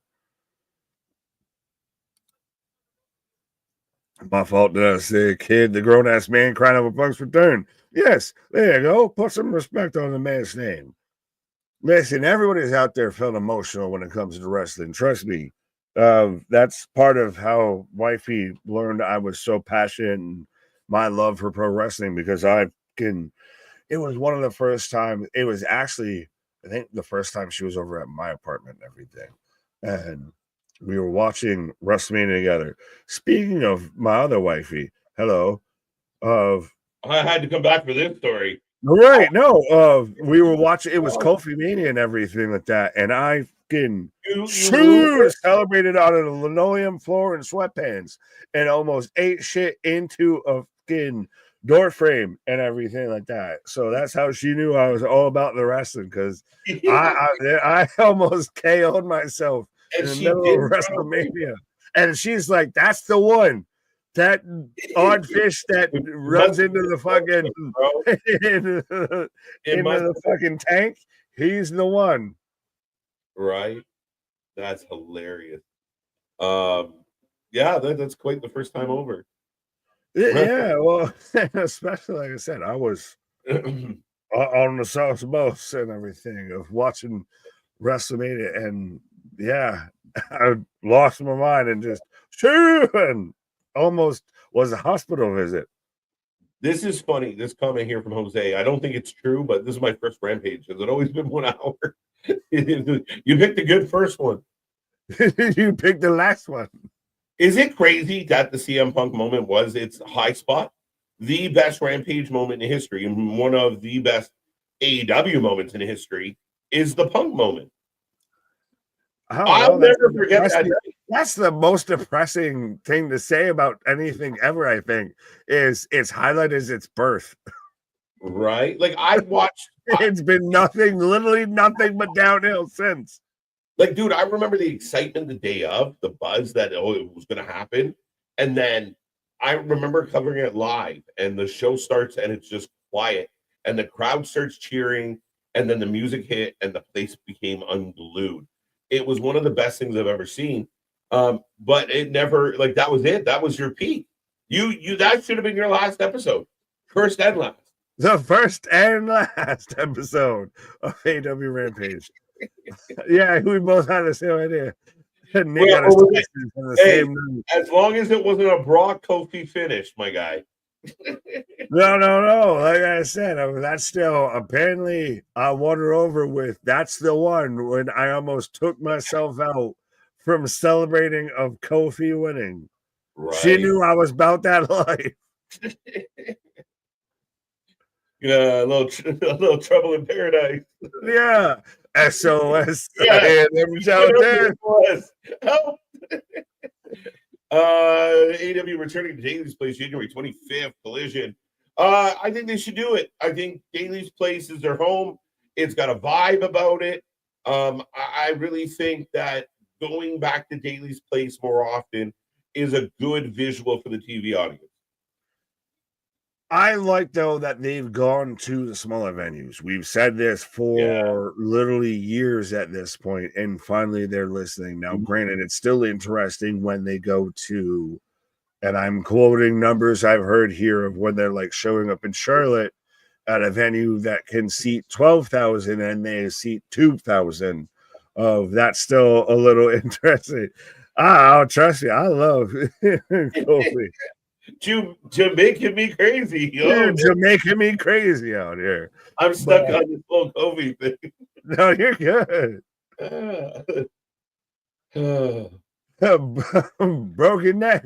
Who cares?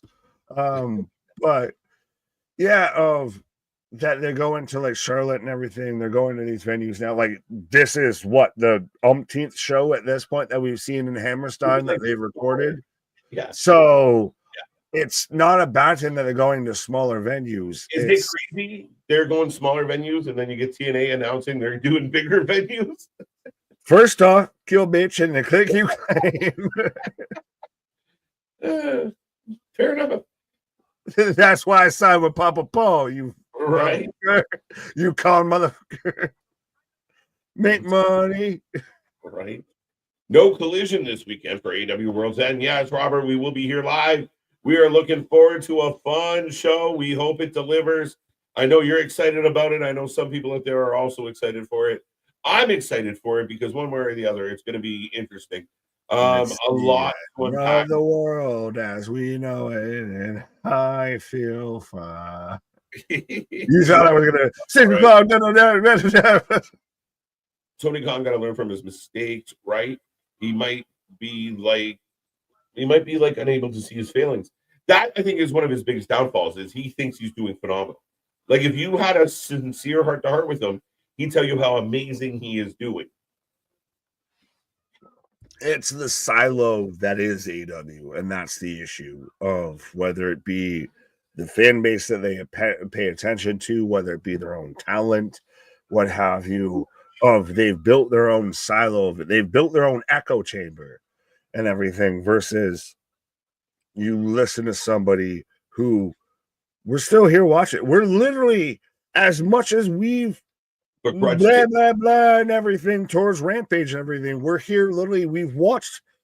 I've been sitting beside you, my guy, watching from the first Rampage to the last Rampage. It's crazy, right? Like as much as we malign it, we're like shit. We've really, and again, I think that's why we have a right as fans to kind of fester. But that's the thing is we're the haters because we say something that might be negative versus saying something that could be perceived as honest. Of literally, we've been here from start to end. We have seen the full life cycle of AEW Rampage. Right? Tay Mello gonna do Stardom. She's on her way back. Then what does Tony do? I mean, Tay Mello coming back is interesting, but it's not a big deal to me. I don't give two shits. Like, she's not a huge needle mover, folks. Right. Just because you goon over doesn't mean that she's, gonna be out there, top contender. I hate the fucking bat signal. I hate the fucking hook signal. Here comes Hook. Oh,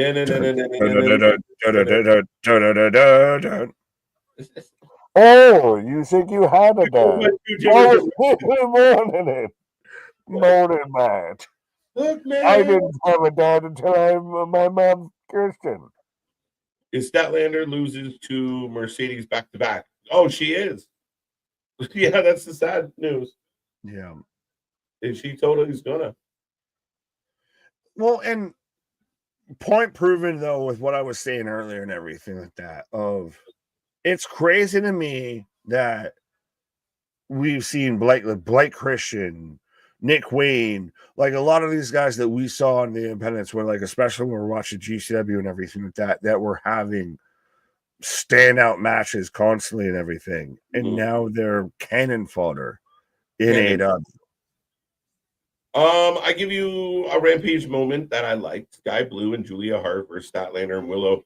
That was one of the surprising Rampage matches. It cooked a little. It was chaos, but it did well. Right. Here comes Bad Hook as he's taking on Nick Wayne. Oh, I got Nick Wayne coming out here. Oh, he looks like if Will Ospreay dyed his hair a little bit. Hook needs knee pads. He is Hook. Cringe. Mountain Khan Sr., a billionaire, his kid has always succeeded. That's the thing. I mean, again, he doesn't, he doesn't live in the same world we live in the reality we do. I mean, it's like, Nick, you ever see Kevin Smith tell the story about hanging out with Prince and the fucking, why can't I have a draft at 3:00 in the morning? You can't. We are in Minnesota.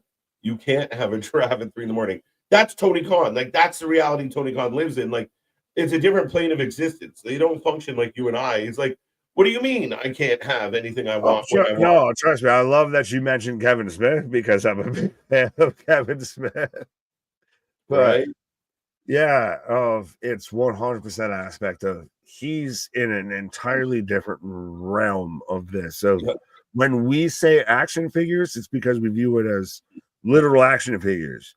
He's actually the one that signs them and can play with them, like they are action figures and everything.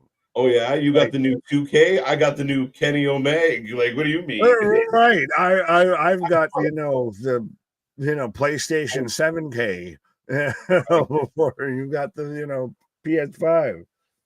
Nick Wayne is a malnourished Ospreay. Did anyone else out there feel like Nick Wayne, Kyle Fletcher, and Osprey are like the rushing nesting dolls of wrestlers. They're evolved. So what is so? You got Squirtle, Blastoise, and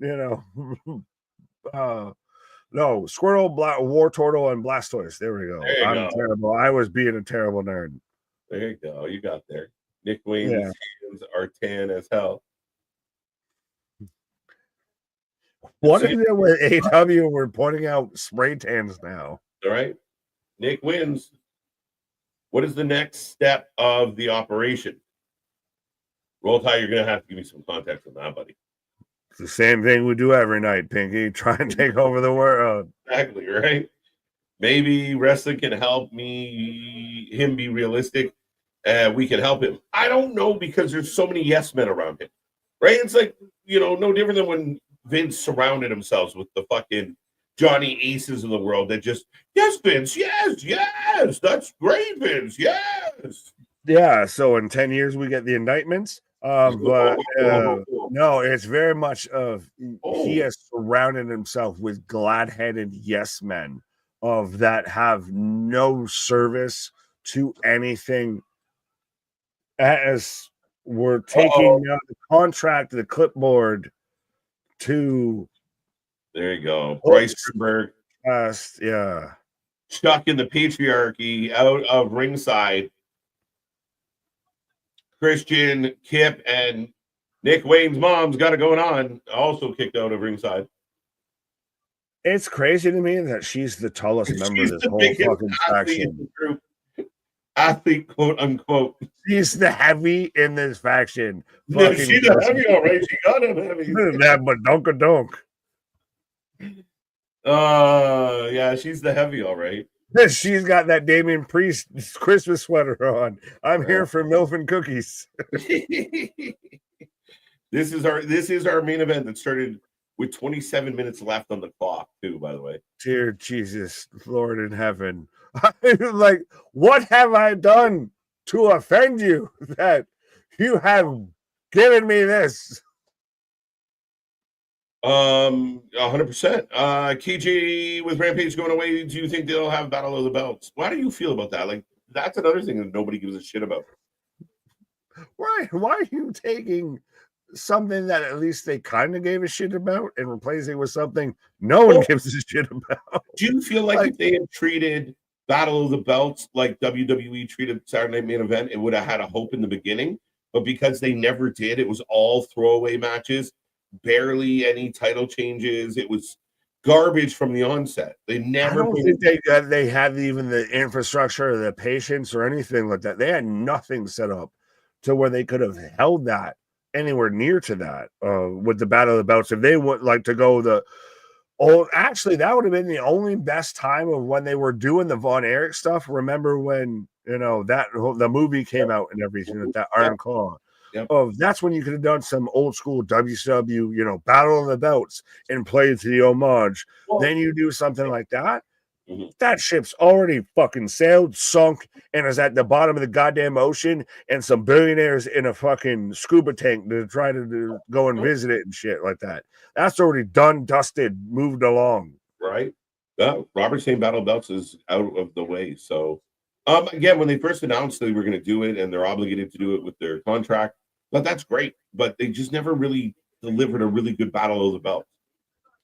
But we've said this, though, for the longest time, and this will be what I say before I take a pause, and we'll slim down this like I'm about to talk about, of if they focus on what they really need to focus on the core aspects of what you're trying to do here, that might really help them fucking right this ship here and really point it in the right direction. But I will be right back, sir.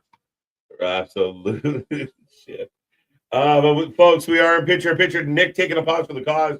We are rolling through. We got about 19 minutes left of this one, and we will be shutting her down on Rampage. Goodbye, farewell to Rampage for one last time. And like Nick said, I've literally been live for pretty much 95% of the Rampages from start to finish. Missed maybe a couple on a Friday night, but it's so funny to kind of see how the show arced, and legitimately to think that its first episode was its best episode. I don't think that's good news for anybody. I like Howard the Duck. Jose, good to know. Shout out Howard the Duck. A classic. Wait, this is the main event. Yes, it is. Aussie Open versus Young Bucks on Rampage. Was that a big deal? I don't know. I don't remember it too well. AEW Rampage is the biggest bomb since Howard the Duck. Oh, there you go. That's why. Ducks fly together. Completely different movie, but yes, they do. Quack, quack, quack, quack, Mr. Ducksworth. We're back to the action. Nick Wayne in control of Hook, stomping on that hand. Greatest feud in wrestling, the Von Erichs versus the Freebirds. Christopher going back to a classic. Kingston versus Danielson, not bad, not bad. You got a point there with that one. Tony, a fan at Carnival, an old lady betting on local hero against wrestler. He should be owner of the Carnival controlling the show. Okay, that's very, I appreciate the metaphor. Do you see TK adding more matches before World's End starts? Stop saying that. Now, he has not added, like, there's always matches on 0 Hour, but as far as I know, nothing has been announced for 0 Hour yet. So I'm surprised, Damien. I'd anticipate he put something in there. Maybe. I'll keep these vitamins out of the reach of children. Please do that, yes. I don't mean Huey, Louie, and Dewey. So the CM Punk debut was the first Rampage show.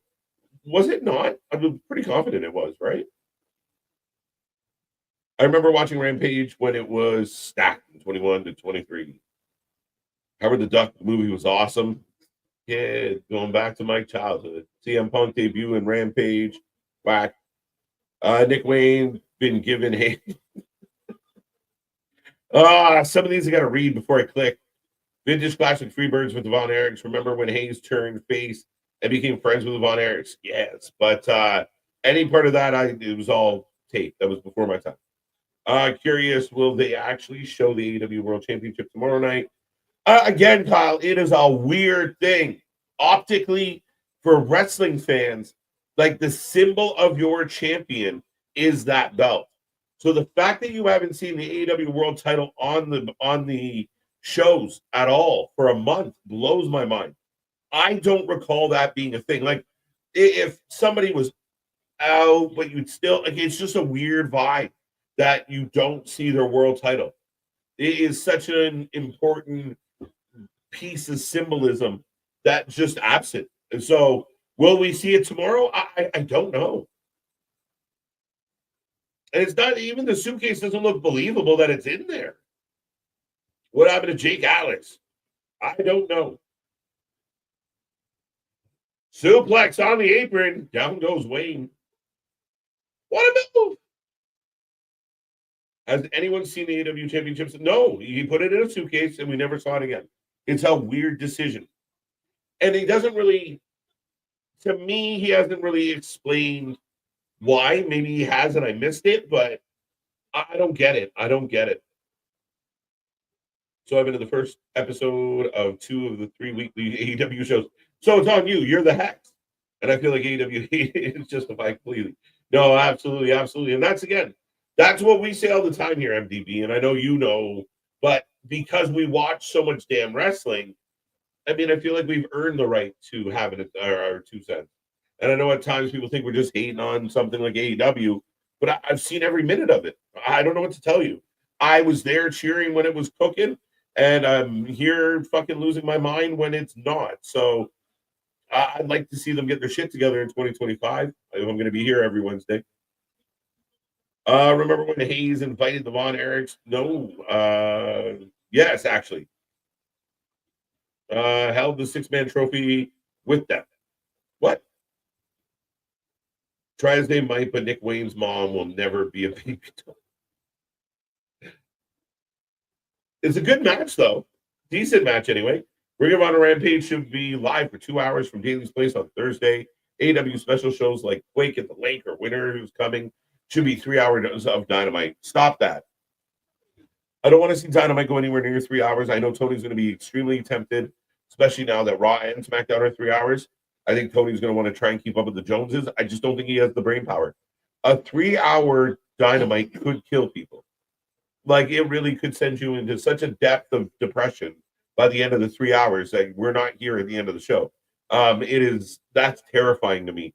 But I get it. Only for their special shows. I don't know. Like, I mean, now we got this Maximum Carnage coming up. Speaking of Maximum Carnage. Well, I was gonna say, so we're like Gilligan out here, a 3-hour tour, a 3-hour tour. Right. The crowd chanting hook. Yeah, but I'm deliberately, yes. I don't hate the premise of that whole comment and everything like that, and everything like Ring of Honor being Rampage and everything. We've talked about that. It'd be a live thing, and especially you do it. Shibata's got a here, and the whole crowd's chanting, "Oh, oh, yes!" Shout out! I saw Jim Duggan him. She kissing him. She loving him. I saw Jim Duggan him. He had a thumb like a big toe. Got the high Jim roll through one. A Ring of Honor emphasis and everything of a television deal with that. It kills Honor Club. You have to scrap that. But I think you do it well. You do it on a Thursday, like the comment said, and everything like that. And it works. It's a developmental. We've said of how many guys should be, like Daniel Garcia should be a Ring of Honor champion right now, not Chris Jericho. And he should be leading their developmental brand, like a Trick Williams. Yeah. You're not wrong. Baby Hook wins with the Kata Hajime. Punk took that AEW belt too. Yeah, he did. Technically, the unbeaten champion of AEW. Do you imagine he brings it out raw on Netflix? He shows up with a red sack. What's in the bag? What's in the bag? Oh, Marina's got a camera, Nick. We're in the stairs. Why are we always in the stairs? John Wick.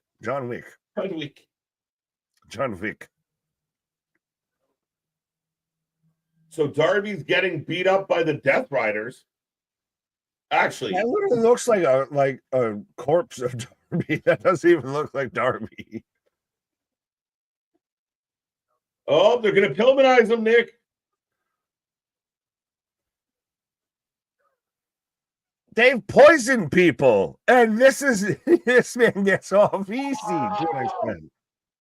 So does that mean Darby's just on the shelf? Is this where he goes to Everest? I wish I fucking knew, or they made me care. That is not. They're gonna kick him down the stairs. Yes, again. He's always going downstairs. He's like a fucking slinky. Oh, so close. What do you think of it? It's Ace Ventura at the top of the fucking Tibetan steps and everything. It's on the last one. Oh, so close. I knew the minute you said it. I was like, oh, no. Right. Jim Carrey's just good at shit. Beat up Darby Allin. I can't cancel that again. All right, ladies and gentlemen, that is the last thing that ever happened. No way, that's the end. Is Darby? Oh no, we got 10 minutes. James Gunn, yeah, I got Superman. This Rampage will never end. But no, I don't. It is closing time. One last call for alcohol. So finish your whiskey and beer. I know who I want to take me home. That's what all this feels like. This is literally your favorite bar is just happening, like going out of business. Just close the lights off when you leave. Right. Sorry, we're closed. There's gonna be Trent Beretta there, just as like Norm that has to like walk off and like turn the lights off. No, knocking it off. Would like just come walking through like, where'd everybody go? Right. Anyone take the title from Moxley? Will anybody take the title from Moxley? Copeland. Oh, Copeland. You might be spoiling your thoughts. You might need to turn into our bold prediction. And then that needs to happen. I'll say this: to me, that's why I predict he's winning at World's End, because there's challengers already back-ended with that. Yeah, no shit. Bad for my heart. No, I mean, Darby, it felt like Darby, but now they just Pillmanized Darby again in a down the stairs in a pre-tape at the end of a Rampage. Like, I can't believe this man drove a car into another car that amounted to nothing except for him getting hurt, and still didn't get a title shot. Like, what the fuck is going on with this? How do you make a final Rampage worse? Put a hook in it. Put a hook in it. It's done. Are we just, what is it, Statler and Waldorf there? Hey, how do you get rid of a Rampage? Put a hook in it. This match was ass. Lashley beat ass, man. Oh, they're keeping Lashley and the Hurt Business miles away from Mox for a good reason. Yeah, the White Pool Combat Club. Just stay away from the Hurt Syndicate for a bit. Yeah. Mm-hmm. Yeah, because the minute like Moxley tries to be a badass to Lashley, we're like, I'll just choke you out. I will actually whoop your ass. Channel 3 Global. Yeah, Stoner Jesus said that it was. And then it bounced around. We had to hunt it down. But Channel 3 Global, that's hilarious. I think I have no recollection. I'm a terrible American. I don't know what that's talking about. If someone doesn't swing on Marina in 2025, I will never watch AEW again. There has to be a counter to Marina. Someone's got to have an answer. Who though? Who? Well, they've destroyed Britt Baker. Britt Baker's 2024 is laughable. She showed up for all of I wish I could work 3 dates and still get paid my full fucking wages for the year. Moxley made it to the ring. This is how we're going to end Rampage? I forgive you. See, and the thing is they're at the core of all of this. There is a kernel of something good with Moxley doing all of this. It has just been the definition of a failure to execute. Mm-hmm. But things like right now. So he's given this speech about I've had to make tough decisions. What? We haven't seen this in action. What do you speak of? Again, it's the bad booking has destroyed and kneecapped this whole storyline. But I feel like initially we even were in the same boat. I feel a little bit of him being the spark that tries to bring some change to AEW isn't a bad thing. It's just they have sucked ass of trying to actually execute this whole storyline. Oh gosh. Sorry, I mean, suck pawn. It's. I liked this storyline, but every goddamn promo feels like it's a fucking Ford commercial, like a rock. Oh my god! Like a rock. It's Commander. It's Commander. Why? And he instantly gets drilled. What? Oh wait, Top Flight. This is how you end the history of Rampage. Exactly how you booked it for the last 2 years. And so we've come to the end of the road. Commander for the save. Storyline is boring. The storyline's boring because here comes OC. Comes out to Jane and walking. Fuck my life.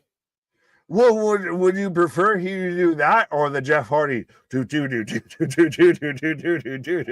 I'm coming, bro. I'm gonna be there once I hit my spot. Oh, he brought back up and it's Willow.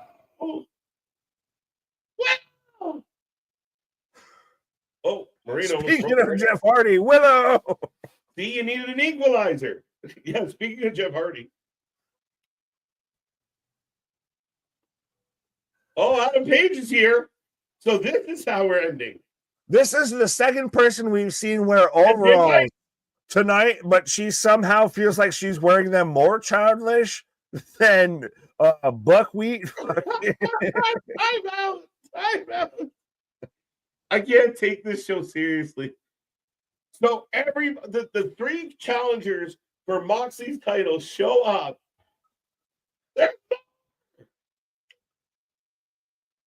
Everybody's fighting everybody.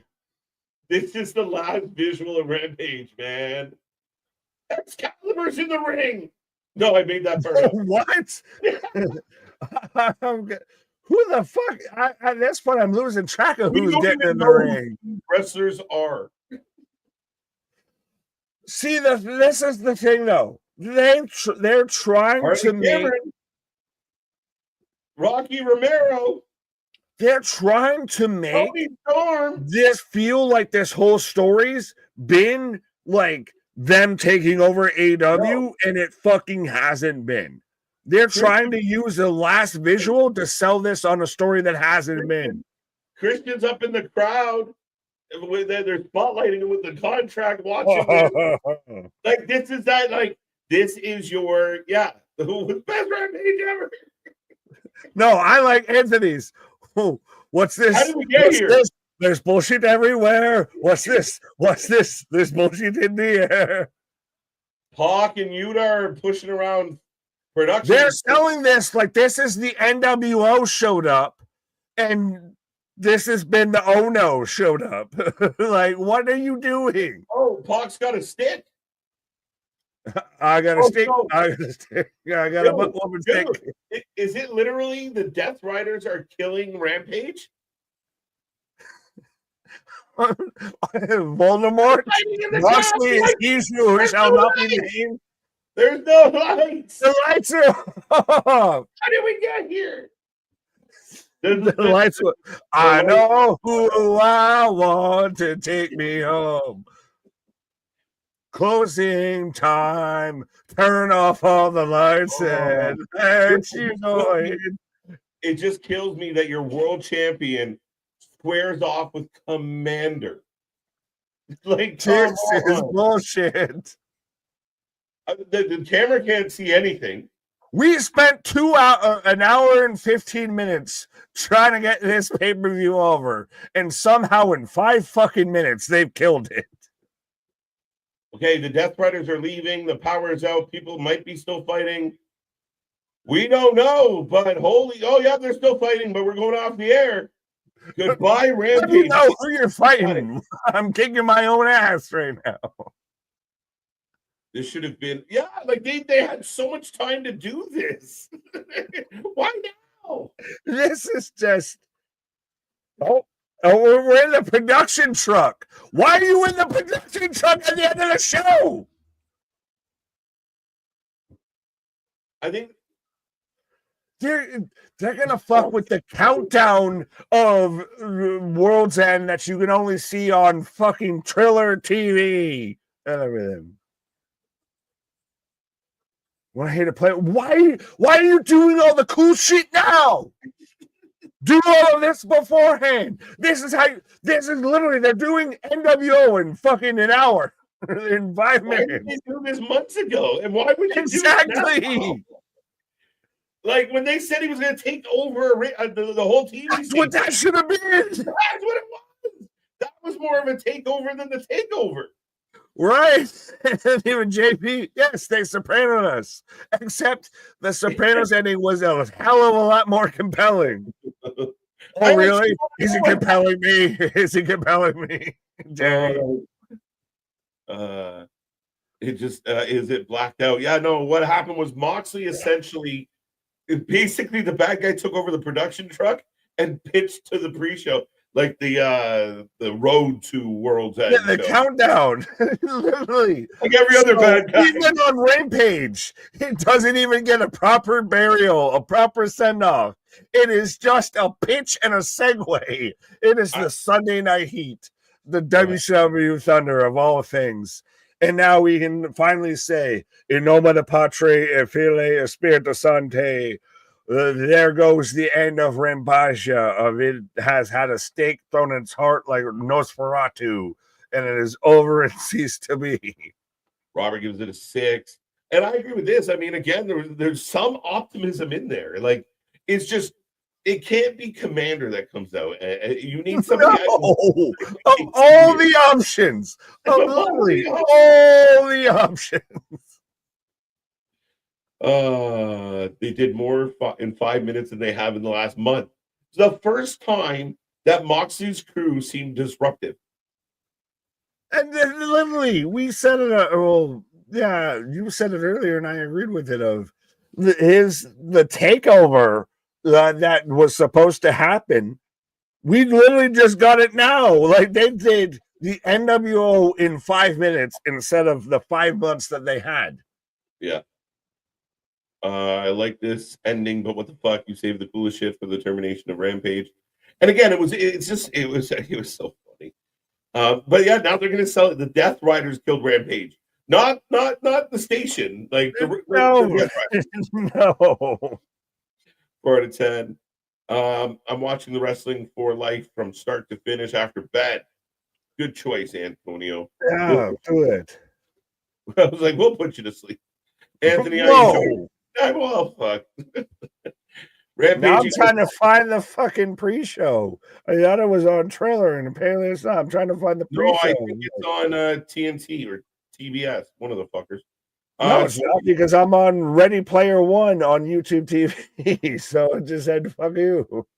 So they made it seem like Mox ended Rampage when everyone knew it was the last show. Yes. Yeah. It's so hard to say goodbye to yesterday. Bye, Rampage. Level Up. Rest in peace. Goodbye, Level Up. Another show that nobody cared about. Yeah. Who did you hear more about Level Up and Rampage? Funny show. It ended up being comical. You have all these guys that want to get the world champion. So instead of like having the world champion like get in there and like maybe they get a hold of him for a couple minutes and he squirms free. No, he's fighting Commander to sell him. Like, what have we done? It just, yeah, it's one of those of, we've said it from the jump of, and it's so interesting that that's the way that it went out. I thought that it was going to go out with Chris Jericho versus Bowens in the main event, but it went out on a whole different level. It went out with a chuckle when it came in with a roar, and that's really weird to say. Right. 9 out of 10 just because the last one. I might give it a 10 out of 10 for being the last one. This is perfect. I don't stick around for the page, but I do stick around for you. I appreciate that, Lisa. Thank you. Love the show. Thanks for the laughs, guys. Jose, hope you had fun. Best part of Rampage was watching it with the Wrestling for Life crew, per usual. MDB, nothing but love, my guy. AEW is a sports entertainment and wrestling business with emphasis on sports entertainment. I don't know. It's not really sporty. Where's the entertainment? Where's the sporty? Where's the entertainment? I like how you're like, where's the sport? I was like, where's the entertainment? We're the reverse fucking Reese's guys. If you've got chocolate in my peanut butter, you got peanut butter in my chocolate. We're like, where's the sports? Where's the entertainment? When AEW came on the scene, that was one of the things that, WWE was sports entertainment, but we're pro wrestling. But AEW feels more sports entertainment than WWE does right now. Like, that feels like pro wrestling, where you're doing legit angles and guys cutting promos in their cars and they got real beefs, and this shit feels sports entertainment. I just had two men that look like fucking balls from fucking Mario that Bowser threw at me and come running out and have a fight. Like, what is this? Missy Elliott wants her children back. I can't stand the rain. I feel like, though, AEW's become more like drama alert and everything at this point than it has even been, entertainment, sports, anything of. It's just been more of did you know? And backstage news from AEW's locker room, blah, blah, blah. Like, that's been more captivating. Like, that to me, we're at the very tippy point of 2024, and especially when it comes to AEW 2024, and especially with the end of Rampage, and I guess fitting it started with CM Punk, so I'll end it with CM Punk. At this point of AEW feels like if this is the year they shot themselves in the fucking foot. It's Oh. Koopa Troopas. No, I mean, again, it's been a very interesting 2024. The most intriguing part about 2024 in AEW for me is I think late 2024, I've seen the biggest growth in the group of people that are willing to be honest about it. There are more and more people late 2024, like the digital car guys of the world, like they have turned on the company now. Like even they are like, we can't defend it. I don't know what to do. It's inevitable. It's become so loud you can't ignore it at this point and everything. And I think it's still crazy. I'm not sure if I was part of the channel then, but I know for sure you were part of the channel. Everything. Well, no, of just literally of we as a channel have covered literally at this point the birth and the death of AEW Rampage. Mm-hmm. No, that's just insane to me. My favorite comment of the night by far, no disrespect to anybody, but and Darby is dead. I picture Robert saying in a British accent, like, and Darby's dead. And dead. That's it. But don't forget they killed Darby, you bastards. It's just still crazy to me. And I guess it's the ultimate irony to an extent of AEW Rampage started with CM Punk's reintroduction into pro wrestling and everything, and it goes out in arguably what was supposed to be its most serious segment in a while and ends up its most comical segment in a while, and yet we have CM Punk coming out in clearly his most comical house show moment in a while, coming out mid, shower and everything, of how interesting the guy who birthed Rampage is now out there where the other grass is, having the time of his life while the other one's withering away. Right. No, for sure. But anyway, that is an interesting way to say goodbye to Rampage. I mean, if you're going to go off and it's your final Rampage moment ever, go out on a Rampage. Rampage comes to an end, and it also tries to help set up. I'm not sure if it accomplished it, but tomorrow, 6:30 p.m., we are live for all the matches that get added overnight and during tomorrow, and all the matches already announced. We will be here live for World's End. We know when it starts. We have no fucking clue when it finishes. It's probably going to be the next day. But we will be here live for it, folks. Make sure you be a friend, tell a friend. Our Saturday streams are always crazy, and we want to see the number go through the roof tomorrow. Can't wait for it. Smackdown fun show. Last Feel Good Friday of the year, Nick. World's End tomorrow. We're winding down 2024, my guy. Absolutely. Well, I was going to say, speaking of like how you mentioned of, trying to get it over and no, but 100% of absolutely. This is our fucking, I guess, New Year's bash at this point of this is the second to last because Monday Night Raw will be the last, but this is all about closing out 2024 for the Wrestling for Life Network and everything like that. So 100%. Let's all meet at the World's End and just have a hell of a goddamn time when it comes to closing out 2024. Yeah, we're all thinking it, but our shit is real, our shit is raw, our shit is all authentic. When you talk about wrestling, you better put that forward life with it. It's the end of the world, folks, and we feel fine. See you on the flip side. Come back tomorrow. Good night.